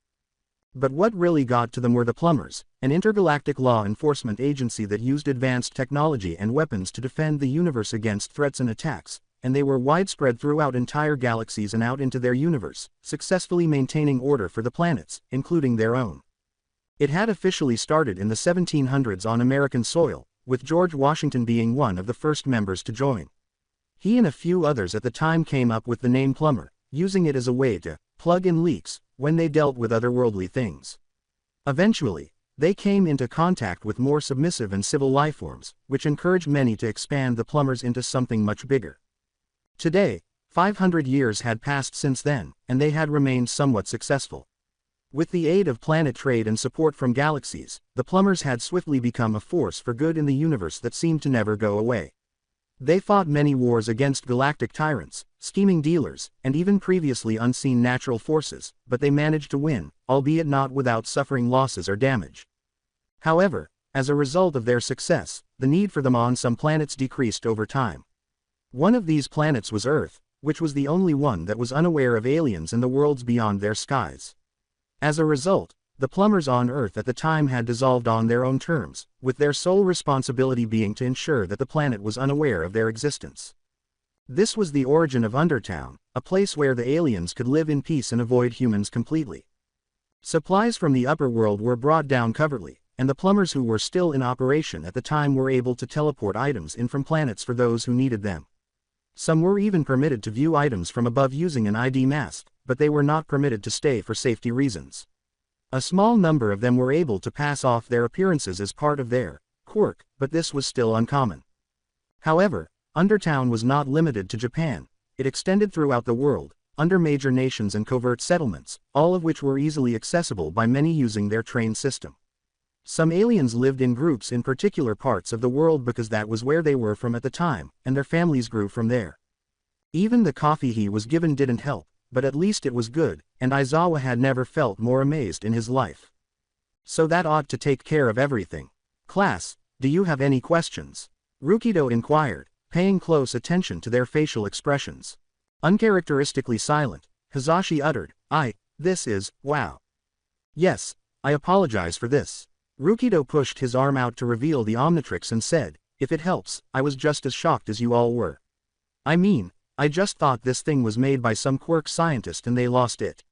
I had no idea that I was changing into an alien. I can't be honest. After seeing you and Reggie, I assumed you were using people with appearance-changing quirks and had some sort of teleportation quirk. Aizawa put a hand on his head and admitted, I never expected this. But he braced himself for the moment and gave Rukido a stern look. And the watch, what is it really? Therefore, if you try to bullshit it, I will strangle you regardless of who you turn to. Rukido rubbed the back of his neck and remarked, well, when you put it like that. The Omnitrix contains a portable library of intergalactic genetic data that enables me to change my DNA whenever I want and to change into a variety of different aliens throughout the universe. Even so, I haven't unlocked every lifeform. I can meet an alien or use combination to unlock them. How many people are inside? At this point, he was curious, and occasionally asking questions helps him with his headache. How many transformations are there in the watch, Omnitrix? As the life indicator on the watch beeped, Rukido admitted, sorry, I kind of forgot. As Rukido scratched his cheek, the teachers rewarded him with a statue-like stillness. There are exactly 1,903 recorded samples of DNA within the Omnitrix. Indeed, isn't that a lot? Quote, Khan whispered, this is a lot to take in. Real aliens, to think. And lots of them. A little more normally, Hizashi remarked, I wonder if any of them will pay attention to my show. Quote, while Mike was coping with a stab wound to his back in his mind, Aizawa remarked, if they enjoy their ears, then I would think not. Hizashi mumbled, that actually hurt Yano. Do I appear to care? Aizawa gave him a fierce look. Quote, yes, Mike, I promise Toa. Nimari reminded them, hold on boys. We still have more questions to ask. She turned to her student and shook her head at them, causing them to straighten out. Why is this such a big secret anyway? It can't be that much of a big deal if Earth knows about all of this. Quote, seriously, Rukido appeared to be offended by her remark as irritation set in. Do you have any idea how fucked up your planet is? Oh come on, isn't it all bad? Sure we got crooks and now the League to worry about, but otherwise I would say we're doing well for ourselves. Khan replied with his arms raised. Quote, the universe has crimes spread thin across it. Slavery, drug trafficking, murder, terrorism, weapon dealing, etc. We deal with these things because the same people move planet to planet and we deal with them quickly. Planets saved until the next criminal or self-proclaimed warlord shows up. Rukido clarified, looking them in the eye. This planet, it has all of that jammed up on its surface and it hasn't been properly dealt with for decades. How exactly do you think the people would react to this? The world leaders of Earth specifically. They would try to kick them off the planet despite living here for centuries or worse try to turn them into tools for them and take tech that doesn't belong to them. Rukido let out a growl from his mouth. The only reason I'm back here was due to a rise in alien activity around the world. Otherwise I would be off this planet at lightspeed. Nimari stopped there. Quote, I mean when he puts it like that, it was clear that if the aliens were ever revealed, there would be a strong reaction. Given how different their worlds were, it was already awful that some quirks were discriminated against or that some people had no quirk at all. Aizawa caught their attention by saying, I can see why you're keeping it a secret. You won't have to worry about all that, but I need one more thing answered. At least for right now. And that is, he could envision how Nezu would ruin their lives if he were in charge of the plumbers, so he pleaded, please tell me Nezu isn't running the plumbers. His friends seemed to agree based on their facial expressions. With a sigh of relief on their faces, Rukido clarified, what? No, he's a plumber, but he's more like our ticket in making sure things go smoothly top side if an alien gets seen. His connections help out a lot from what I understand. Khan exhaled and then coughed to calm himself, saying, that's a relief. Anyway, where do you stand with the plumbers? He honestly couldn't remember, and he usually followed whoever was in charge where he was stationed or where he traveled. You mean like rank? I'm not a magister or anything like that. I actually don't know, maybe agent. I just follow my orders. Sometimes. Okay, not a lot of the time. Then again, I'm used as the heavy hitter most of the time, so maybe not that. Maybe it's best to just call me their guardian to use against all threats. With a flirtatious wink, Nimari said, oh, a guardian of the universe. What a sweet title to give yourself, it fits you quite well, as her friends leapt. Though I wonder what you'd do against me in a fight. The thought gets me all kinds of excited. Quote. Midnight. Yes, said Ep. Rukido lowered his face dangerously near hers and slammed his hands into the van next to her head. Wah. Rukido's emerald eyes gazed intently into her sky-blue eyes as he declared, I'm currently the father of 16 children and have had sessions lasting up to 3 days of this planet's time, and I never use my aliens for intercourse. He blushed tenfold as he went on, and she could almost feel his breath on her neck. You'd be lucky to last the first 45 minutes with me. Rukido withdrew, smirking, and Midnight, a flushed mess, was unable to continue. It was the most awkward moment in Hazashi's life. Quote. Do we interfere or? Midnight had been flirted with numerous times, but no one had ever managed to truly put her in this state. Aizawa smirked and said icily, no, let the virgin suffer. Hazashi exclaimed, wait, how many kids? As he realized, Nimari started calling down, and Rukido snuck. As Nimari caught her breath, Rukido proudly exclaimed, relax, relax. My alien, Big Chill, gave birth asexually, so I have 14 bouncing children flying around in space. All of which were very adorable. She had to gulp as he spoke, though, because of the look she got. The other 2, however, well, I made them myself. Rukido laughed as he turned away from them, saying, yeah, Tamarinines are not easy to please, but do they scream? While Hazashi and Khan were embarrassed by their students' remarks, Nimari had to slap her cheeks to relax. Aizawa. Smirking broadly, the subject was abruptly changed when Rukido asked, so, wanna explore the town? Aizawa questioned, you sure? Don't you have patrol?